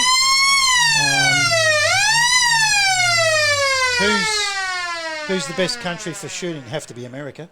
Yeah, I didn't get in that detail, Brad, to be quite honest. Pretty good. Probably Russia and China are good at shooting. So, but no, the real sports started now, the track and field. Yes. And I know Australia's not great at the track and field, but just seeing the athletic ability of the African countries in the distance and the sprints, and but also watching the field events of ours is pretty good too. Been some pretty handy representation from the Ballarat area again too in the Olympics. The canoe, the girl in the rowing. Bit of basketball as well, yeah. Canoeing. It's a real sporting area, isn't it? Yes, there's been some great Olympians have gone through Ballarat. Yeah, Steve Monaghan's probably the most famous. There's been plenty in the basketball world as well. So, yeah, it's a good sporting, the sporting capital, regional capital of Victoria. Yeah, well, it is. I reckon that would be very, very close. It's also the chill capital. I was going to say ice capital, but people might have taken me the wrong way. I mean, ice isn't cold. Yeah, we don't say ice capital of Victoria, Brad. It's probably, we get a bit of a bad rap. I've been here for 16 years, and yeah, this winter hasn't been fantastic, but lovely place to bring your kids up, and schools, hospitals, an hour and a half away from Melbourne. The architecture is the thing that's got me, Phil. Taken that many photographs. That's a story for another day. As George is wrapped up by Brown. Every time George has got the ball, Jacob Brown has been there blanketing him. He's been super as Harvey is bustled out by McDougall. Toe poked off the ground by Matty Johnson up towards half forward to the young boy in Carlisle Marks. Comes out to Waterbury. Waterbury back to Jenkins. Jenkins now just a short kick up the line. Looking for Bell, but the greasy ball goes out over the boundary line, out of wing position. And Lockie George has gone to the centre. I think, to try and again quell that dominance of the ruck work there, especially with, Green going off the ground, not returning, and short. He's short against Big Jolly, no doubt about that. Yeah, the implications of these rounds today. Top six, Ballarat sit back and get the bye, but there's no 4 points now for the bye because of the interrupted season. So Redan sitting sixth can actually afford to lose because the side behind them with the bye don't get the 4 points and go above them. They'll know that, and that's handy, but you just, as you know, you just got to keep winning, don't you? You've got to win games. This is a very good side in East Point as Jones goes forward. Handball to the outside comes to Nesta with a high kick towards the goal mouth. Jess overruns it. Here's Ganley again. just gets his kick to the ball, but it goes out of bounds, right forward pocket for the East Point side. And Redan's got the Ballarat Football Club next week, and no doubt the coach of Ballarat will be sitting down in his Chesterfield lounge at home, Joe Carmody. Probably not marking anyone's homework, but watching footy and getting a bit of homework on the Redan Footy Club for next week. What a lovely guy he is too, Joe Carmody. As Waterbury gets a right foot check side pass to Atchison, smart kick. Atchison will take him out of side, defensive 50 with an inside out torpedo punt. The hardest kick to kick in footy, the inside out torp, I reckon, and I don't think too many boys and players try and do it on a regular basis, but it's a really unusual kick that... Who do you follow in the AFL, Phil? No, I don't follow anyone really. I follow the players that have gone through. I have probably got a bit of a soft spot for the Melbourne Footy Club, but I'm not quite sure about the Demons at the moment. I think they're just a bit of pretenders for the finals. Bond, handball. George again, he loves to do that. Just hit Nesta straight down the middle, fairly, I might add. Now, he goes back in and wins it to Giampolo, who taps it back. That's Chris. As Harvey gets up limping, holding the left knee. The wet conditions have really forced contested footy at the moment, and as you can see, Lockie George trying to put his dominance on the game with a bit of body contact. Loves it, doesn't he? As Jolly again to Rotuma Onus. If it hasn't gone to Matty Johnson, it's gone to him most of the day, as Whittaker does well by tapping the ball out over the back and getting goal side, but Flynn Atchison gets a kick outside the defensive 50 umpire. I'm going to pull the free kick downfield here. And he has. So short. The kick centres in towards Bell. Bell quickly. He's going to go to the other side of the ground now to Fitzgibbon. The beautiful kick takes the mark, but the next kick's the hard one as they set up so well behind the ball. Goes to his coach in Jarrett Giampolo, in turn goes to Jenkins. Jenkins now over the back towards Chris Giampolo, who takes the mark inside 50 on the boundary line, about 30 metres around. Really smart player, Chris Giampolo. Was a really good Rebels player from the Horsham Demons Football Club, and moved down here for work. And he's just an inside player that can find the footy and very skillful. So I'm not quite sure about the distance for this one. With the greasy ball, he just sits that up towards point of square, towards Stevenson. Harvey just couldn't get it. It slid away and Johnson takes it through for a rush behind. Good opportunity then for young Harvey. If he put his body behind the footy a bit more then, just protected the footy, he might have got it through for a goal. Back into play for the Kangaroos, up towards Geordie Johnson, goes over the back. Whittaker and Shorter there. Whittaker wins the ball, handball's back, but it's collected by Flynn Atchison, who's wrapped up by Darren Jolly, and you won't get out of that tackle. I'm loving the contest between the young bull and the old bull. The old bull being Lockie George and Jacob Brown being the young bull. Just they're playing on each other at the moment. Just no doubt Lockie will be teaching Brownie a fair bit of how to play, but Brownie's probably showing a bit more of his leg speed as well. I'm with you. It's been fantastic to watch that duel as Bell receives it from Atchison and then goes short to McLean, right on the arc. Yeah, every time George has got it, Brown hasn't been far away. There's McLean inside looking for Chris Giampolo. He couldn't hold the mark. Geordie Taylor mops up for the Kangaroos. High kick outside. Beautiful contest from Whittaker. Punches it forward to Brown. Brown gets a kick forward. Britt takes the chance. Well done. Beats it. Toe pokes it. Ends up in the hands of Flynn Atchison. Out to George. George with a high kick inside 50. Stevenson taps it out over the back. And Billy Jones will rush that over the behind line for the Kangaroos. Great contest by Brad Whittaker. Probably knew he couldn't mark that footy there, but he thought, I'll make some body contact, get the ball to the ground, which he's been doing quite well all day. Kangaroos back in, looking for Taylor. McLean chops that off. He's tackled, and Nesta is pleading with the umpire. There was nothing in it, but McLean will take the free kick, 50 out. Normally on a dry day, I'd say McLean will put this through post height. The greasy ball might make it difficult for him. Yeah, I still think he'll get the distance. He's got that elite kick on his left, so and he's lining up like he's got a bit of confidence about it as well. So, I'm not going to put any money on it, but he'll certainly get the distance, I feel. In he comes.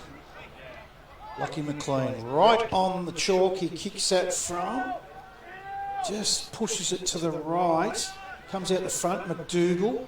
Handball out. Brown to McQueen. McQueen with a kick outside defensive 50, looking for Ganley, but it beats him and Aberdeen over the line. Boundary throw in. Right half forward flank for the Kangaroos. Just sort of the work rate of the East Point players, just pushing up and getting into position around the stoppage. So they never stop working for each other, which is a really good sign for a good team. Yeah, 2 premierships in a row, going for their 3rd this year after the COVID break last year. And they've made a late run and looked really good the last month or so as George wins the handball to McQueen, gets McLean, gets it to Matthews, goes back looking for McLean. Matty Johnson's there, he's tackled, beautiful hands out, ends up to McLean again. Ball spills free on the tackle, quick kick forward, looking for Whittaker. Gee, he's met the ball well today, whether it's been across the ground or up the straight lines.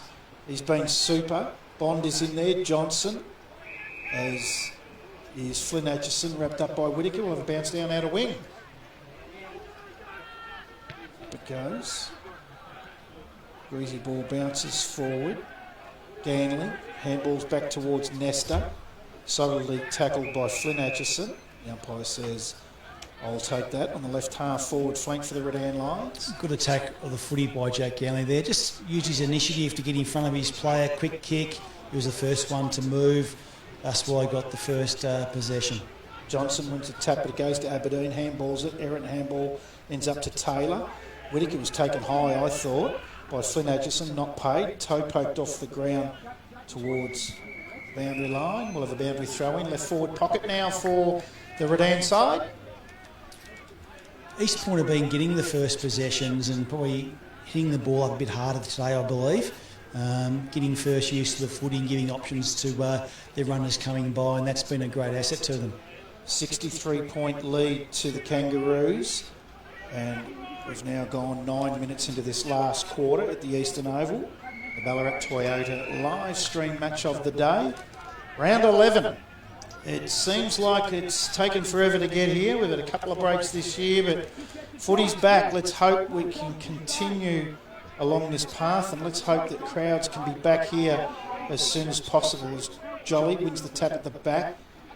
One there by Jenkin, but his kick has been turned over. And very difficult to see who that is on the outer side of the ground. Is it Jordan Taylor? Or Lovey? Or Cam Lovick, I'm not quite sure from here. But again, you can see the great setup and of the East Point Footy Club in defensively to just form that line, that defensive line that's making it very hard to get out of the back line. Ends up in Atavi's hands again. Had an eternity to get rid of it. The umpire said too long, and Harvey is the recipient of that. He's going to play on and quickly give it out to Jenkins on the outside, who I reckon's been good too. Gives it back to to Harvey, to Chris Giampolo. Comes out to Aberdeen, met solidly. Now through the middle, comes out to back to Jolly. Jolly gets a high kick inside 50. Whittaker, this is where he's been solid. Turns around, right foot, thank you very much, gets his 4th. Wow.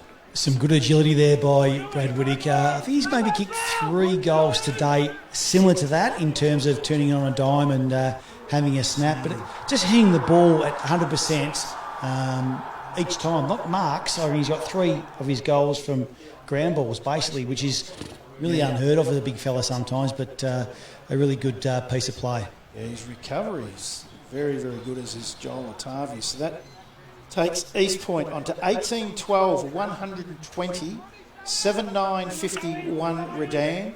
We've gone nearly 11 and a half minutes last quarter on the Ballarat Toyota scoreboard.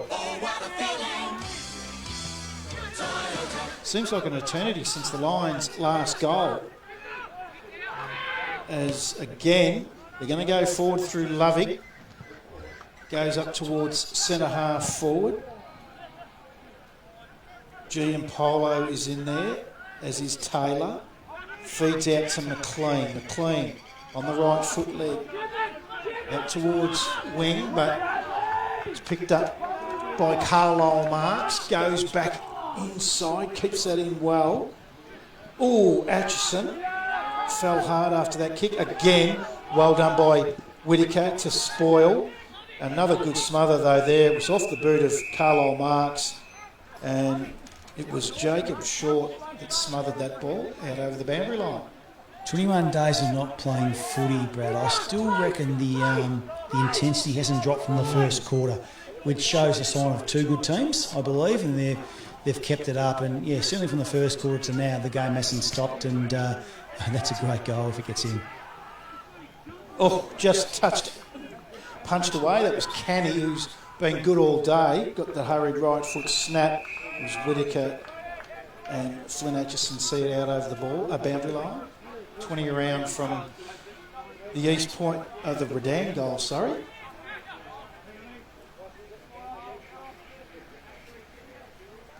Back into play. In fact, it is the east point goal. I'm very confused here, Phil. As Taylor, quick hands out the back. Rodimer Onus been solid today. Just flick that back inside. Bond is there. And incoming again is Canny. Because I've liked his game, Liam Canny. You know a bit about him, don't you? Certainly do, yeah. Look, he's a great little player. His defensive play at the plot today has been really good. He's that never say die sort of attitude and the way he goes about it. So he's been really impressive today. Oh, beautiful tap again from Jolly to Matt Johnson. How many times have we said it? As he has a snap at goal, but Flynn Atchison's able to rush that through from behind. Players like Matt Johnson are like gold. They're just dynamite around the actual contest, but the ability to maybe kick a goal, a freak goal, which he does quite often, they're gold. And yeah, a lot of clubs will want sort of a player like a Matt Johnson or a Geordie Johnson. As Waterbury takes the mark, defensive 50 for Redan, gets it out to Zach Jenkins. Geez, he's been really good today as Jenkins, but he's turned that over and he's put it straight down the throat of Liam Canny. Now they'll go long inside 50. Oh, coming across was Atchison, that was Flynn. Jess mops up his spoil, really well done. Kick outside defensive 50. Hasn't got a lot to go to as Bond, so he comes back inboard. Then he has someone leading at him, but he decides to go high, and Jacob Brown was just able to come across and spoil over again that man in Lockie George. He's been very good, Jacob Brown, today, I believe. Just his competitive nature, not to give up, and that dogged attitude that he's got to try and to be the best he can be all the time. How much does a young boy learn today from playing on Lockie George like that, Phil? Oh, I think heaps. You walk away, no doubt Brownie was a bit sore after the game, but just knowing positions where to run, and you know, he probably hasn't seen Lockie in his prime, but been playing forward a fair bit today, Lockie. But yeah, I think any player playing on those experienced players, any experienced player learn a lot. As Atchison wins it for a dam, but the handball's been turned over. Kick goes forward. Johnson hands out on the bend, was beautiful. Ends up in the hands of Rotuma Onus. He's going to go towards the big fella in Otavi who pushed Britt under the ball, but Britt was still able to get his hand onto it. He's given away a lot of height and muscle and delivery inside 50. He's been superb, but I don't think he's been that bad, Britt. No, he's been competitive all day, and look, I think Joel's kicked 7. I think he has at this stage, and Britt's held off a lot more than probably 7, to be honest. So even though Avadi's kicked 7, he's had a good day. Comes out now to Dodd. Haven't seen a lot of him. I know he spent some time on the interchange. Gets a snap at goal, but Waterbury's given that up to Lukic, who kicks the ball into the post. And behind as quickly Waterbury brings that ball back into play. He was looking for Fitzgibbon, but coming over the top was Geordie Johnson, who was just able to spoil that out over the boundary line. Good vision by Geordie there. I actually thought he might have tried to take the mark. That's what he usually tries to do. He's got that X factor that can do things that other guys can't do, but good team play. Not playing for Geelong today, with Geelong having the bye in the VFL. So Geordie Johnson here for East Point as Ratumaoni slips over as he kicks straight into the hands of Short.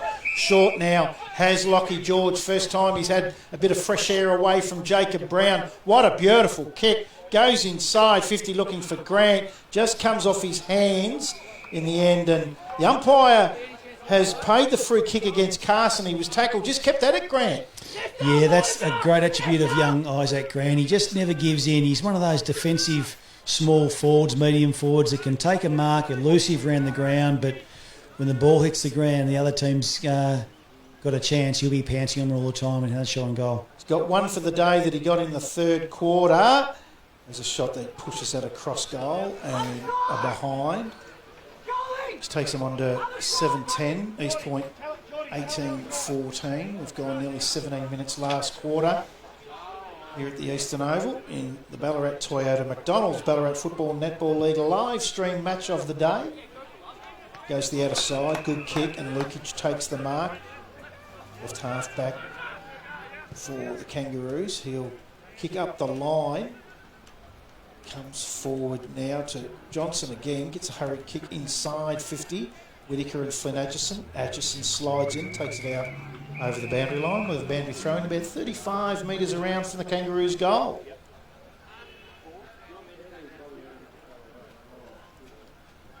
$18-minute mark of the last quarter.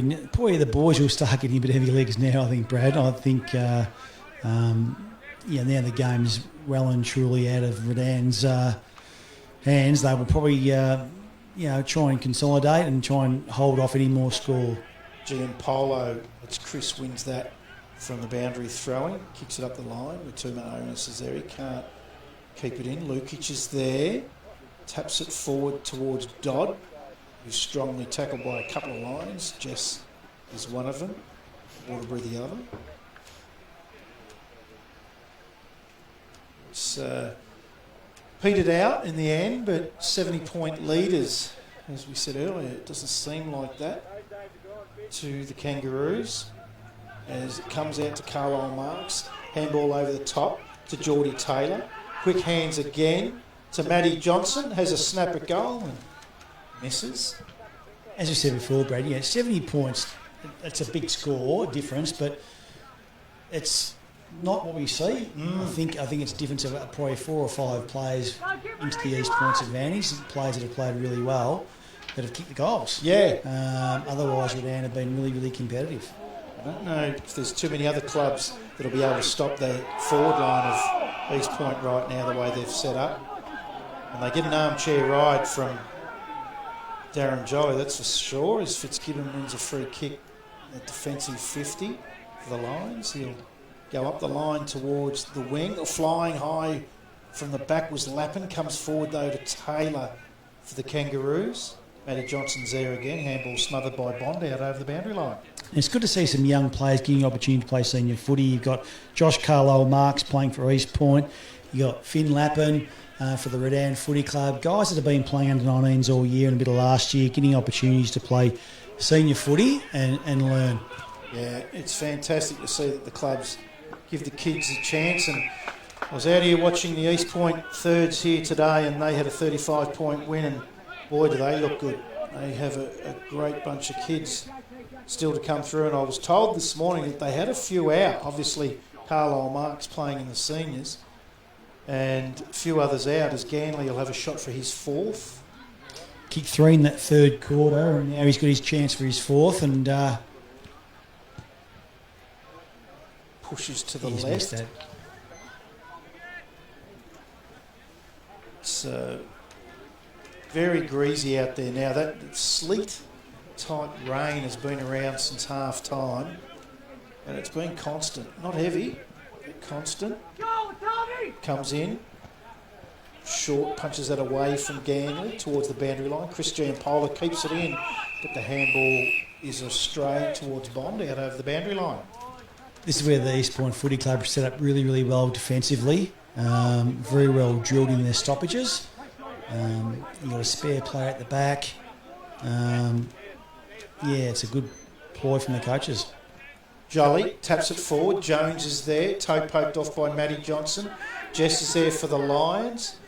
But it goes past him now. Playing for a free kick. It was Geordie Johnson not getting it. Waterbury punches it forward.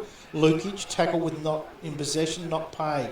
Waterbury, tackled beautifully by Johnson. Quick flick, hands out towards Geordie Johnson with a high left foot kick towards goal, but it's going to carry out over the boundary line in front of Paddy Britt. A lot of pressure being applied by the East Point Footy Club forwards there. Just get that ball in and keep it close to their goals. And Redan really struggling to try and get it out of that 50. Again, it's Jolly, but he's tapped it to his opposing ruckman in short, who ends up tapping it out towards McLean. Just taps it outside 50 towards Aberdeen and McQueen, but they'll be happy to see that out over the boundary line. And another boundary throw-in just outside the 50 metres mark for the East Point side. We've now gone 22 and a half minutes into this last quarter.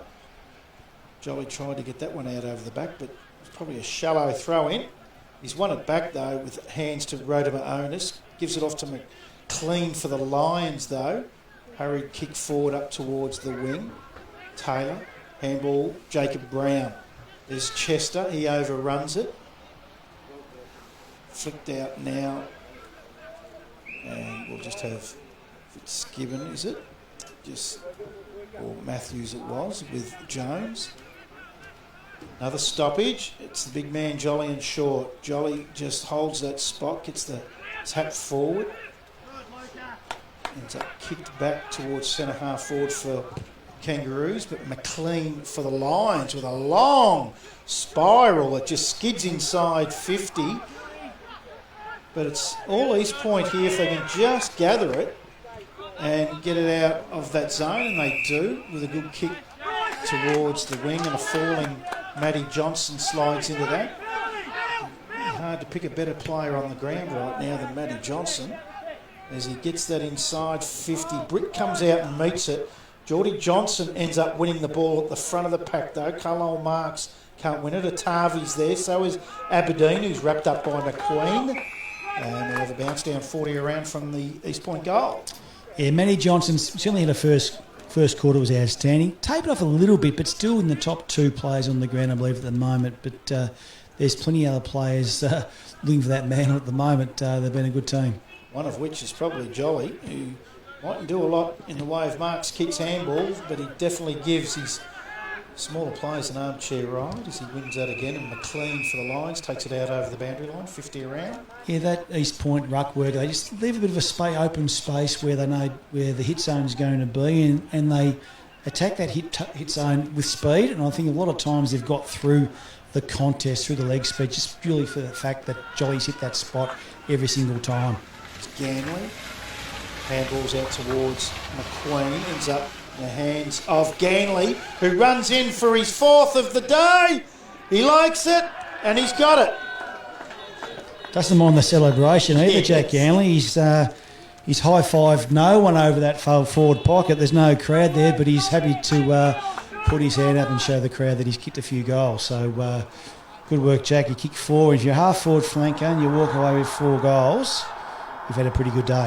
Certainly have, and I know there's a lot of Geelong supporters in this area, and they've had Hawkins, Cameron and Rowan that have kicked some bags at times and ended up with Tibble. Today you've got Atavi with 6, Whittaker with 4 and Ganley with 4. There's your Hawkins, Cameron and Rowan. They've been bringing up forward, that's for sure, and that's what worried me in the pre-game that we spoke about.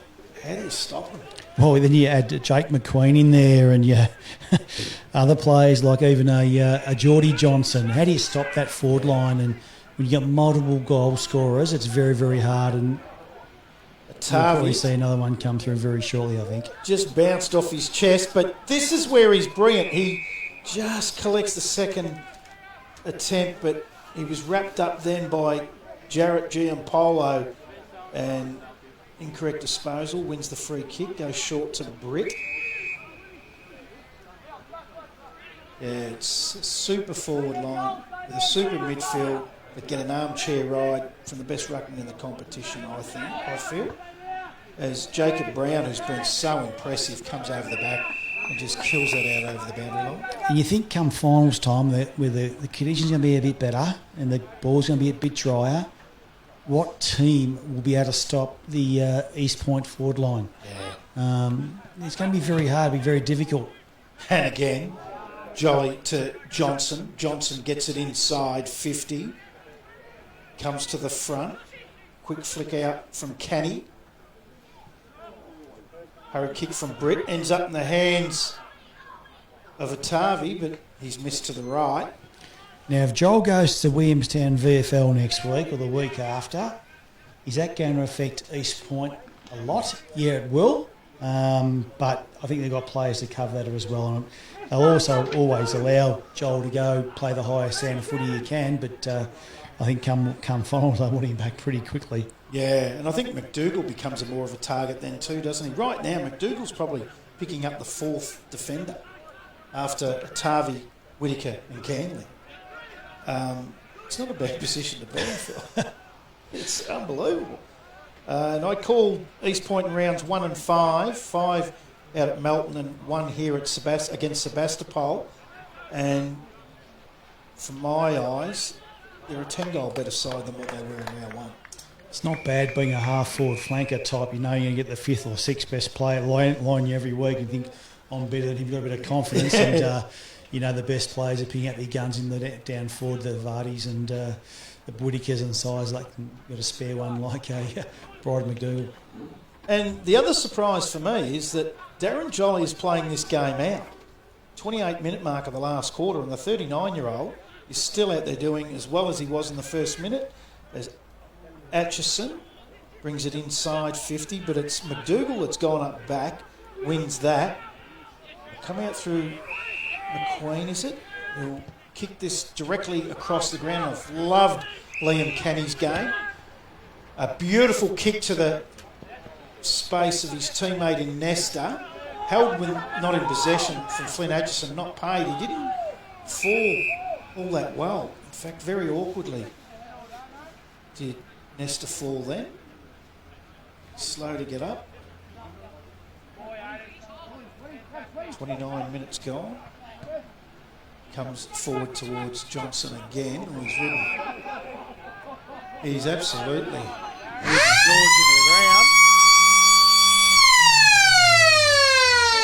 And it's all over here at the Eastern Oval, where we see East Point 19-17, 131. Run out big winners in the end to Redan 7-10-52.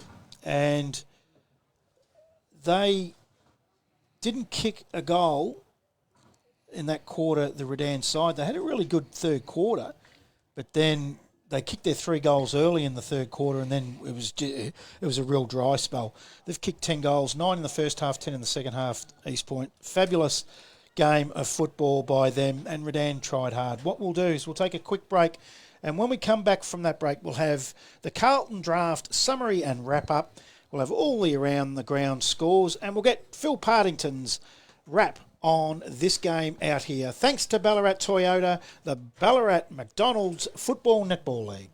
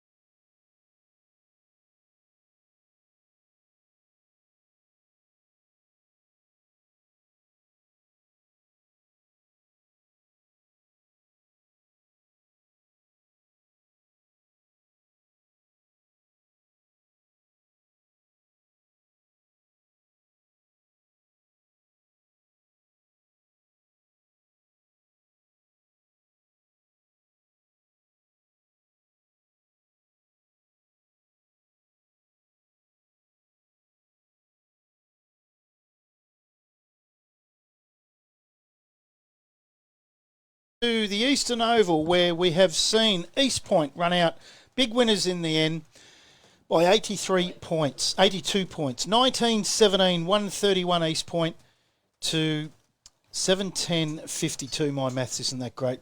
To Redan, and an incredible win in the end. Now, I'm going to get you first of all, I'll give you notice. Give me your 3-2-1. I'll go through the goal kickers of both sides, and then you can have your 3-2-1, and I'll have my 3-2-1. Goal kickers for the East Point side, Atavi. Joel Atavi got 6, 4 to Whittaker and Ganley, 2 to McQueen, and 1 to McDougall, Brown, and Dallenberg. And for the Redan side, 2 to Oren Stevenson in his return to football. I think it might have been his first game this year. And singles to Chester, Bell, McLean, Grant, and Harvey. Just before we go to your 3-2-1, I'll go through the around the ground scores. Sunbury 13-17-95 have defeated Lake Wendouree 5-5-35. That's season over for them. Darley, not too bad, 6-8-44 to North Ballarat 14-14-98. Bacchus Marsh went down 8-15-63 to Melton 13-11-89. And Sebastopol in the end, huge winners. And boy, did they need to win. I think I might have called Ballarat during the day as 7th. It was obviously Sebastopol. They will take that 6th spot. They've run out big winners by 112 points in the end. 24-21, 165 to Melton South 8-5-53. Phil Partington, your 3-2-1. Yeah, look, I was wrapped in Matt Johnson. I think I'd have to give him a 3. His first quarter, second quarter, went quite in the third quarter, I thought, but just the way he went about it was Matt Johnson, outstanding for the East Point Football Club. I've got to go Joel Avati. Kick 6. He set them up at the start when the conditions were a bit better, and certainly for my one vote for the day, I thought Darren Jolly, in terms of his ability to give his midfield the best opportunity, was there. And then you could put a few others. Like, I'm leaving out probably Brad Whittaker, who I thought was outstanding at centre forward. Kicked 4 goals. Now, if you're playing centre forward and you're pushing up the ground, you kick 4 goals, it's an outstanding turnaround or result for him. But, yeah, I would have had to toss the coin between sort of Brad for the one vote and also the big ruckman in Jolly. Yeah, I went Matty Johnson 3. I thought he was a clear standout in the end. I know, he might have quietened off a little bit, but he did get an armchair ride of the guy that I'm giving 2 votes, Darren Jolly. I don't know how many times I said Darren Jolly to Matt Johnson throughout that call. I got on 1 vote, and I only found out in the aftermatch Liam Canny's mother was sitting beside us doing the timekeeping, so I was very, very lucky there, Phil. I didn't say something I shouldn't have, but I've given young Liam Canny 1 vote. I just thought he was superb. And I know I haven't fitted Joel Atavi in the votes, and he's kicked 6, which is a bit ordinary, but he's coming off a pretty high mark of last week, Phil. He got 17. If he kicked straight, he would have had probably 12 or 13 probably too, Brad. Yeah. So I know a good forward kicks his goals, but he certainly set the game up, I think, at the start of the game. Yeah. But Redan weren't embarrassed. They were competitive all day, I believe, and they've got some good players there. I thought Pat Gibbon was pretty good. Alex Harvey was pretty good. I thought Keenan Waterbury was pretty good as well. So they've got some good players there that will do them well for the next couple of years. And Lockie George, although he didn't have his greatest game, he certainly was impacting a fair bit in the midfield when he went in there. Yeah, I could have slotted Jacob Brown in for a vote too. I thought he was really good on Lockie George. The other reason I didn't go with Tavi, he did kick 5 of his 6 in the first half, which was an incredible half. I just thought Johnson and Jolly and Canny were really good for 4 quarters, but wouldn't have mattered in the end. You could have, Mikager was outstanding too. He's a big body. I suppose the conditions in the second half of the game suited him a bit more. That robust, that aggressive sort of midfielder. Look, you could throw a blanket over probably 5 or 10. I think that's the beauty of the East Point Football Club going forward towards the finals. They've got so many players the other teams have got to cover. Not just down forward, but in the midfield as well. It's a great balance of a team, but also the way they set up coming out of defence as well. They sort of set that wall. They get a spare player. If teams don't move the ball quickly and got to go back over the line, it's very hard to defeat. Their reserves have had a 94-point win. Kids have had a 35-point win. They've got some depth there to come through if they're needed. East Point might have a big social night in the social rooms tonight, Brad. With no one. With no one, we can't have crowds. But, although I'm looking over there at the balcony and there's a few over there just quietly. Phil, all got masks on about 1.5 metres away, I think. And so they're all water carriers. All water carriers. So look, well done to the East Point Football Club today. Really impressive, showing after 21 days off, and that'll springboard them quite well towards the finals. Yes, in the end, it was a 79-point win to the East Point side. 19-17-131, run-out winners by 79 points, as I said, 7-10-52 to Redan. We've given Matty Johnson the best on ground today. It's been a super game of Ballarat Toyota, Ballarat McDonald's Football Netball League out here. Phil, I've got to say thank you very, very much. Absolutely an honour to have you in the box today, of giving us an incredible insight to so many of these players that you've known for a long, long time, and the intricacies of their upbringings and all that sort of thing. Super effort. Thanks very much. No, pleasure to be here, and it's just great to see community footy back up and running. And I know there was AFL footy in Ballarat today. Western Bulldogs having a great win, and hopefully there's maybe another AFL game next couple of weeks. Rebels are playing tomorrow at Mars Stadium as well. So, yeah, good to have footy back and see smiles on people's faces, those that community-minded people. And because we couldn't have crowds, thanks to everyone that would have been sitting at home in the nice warmth watching this, and was all possible because of Ballarat Toyota, Ballarat McDonald's, the Ballarat Sports Medicine injury people, the Carlton draft, which was just then the post-game summary. Thanks to everyone.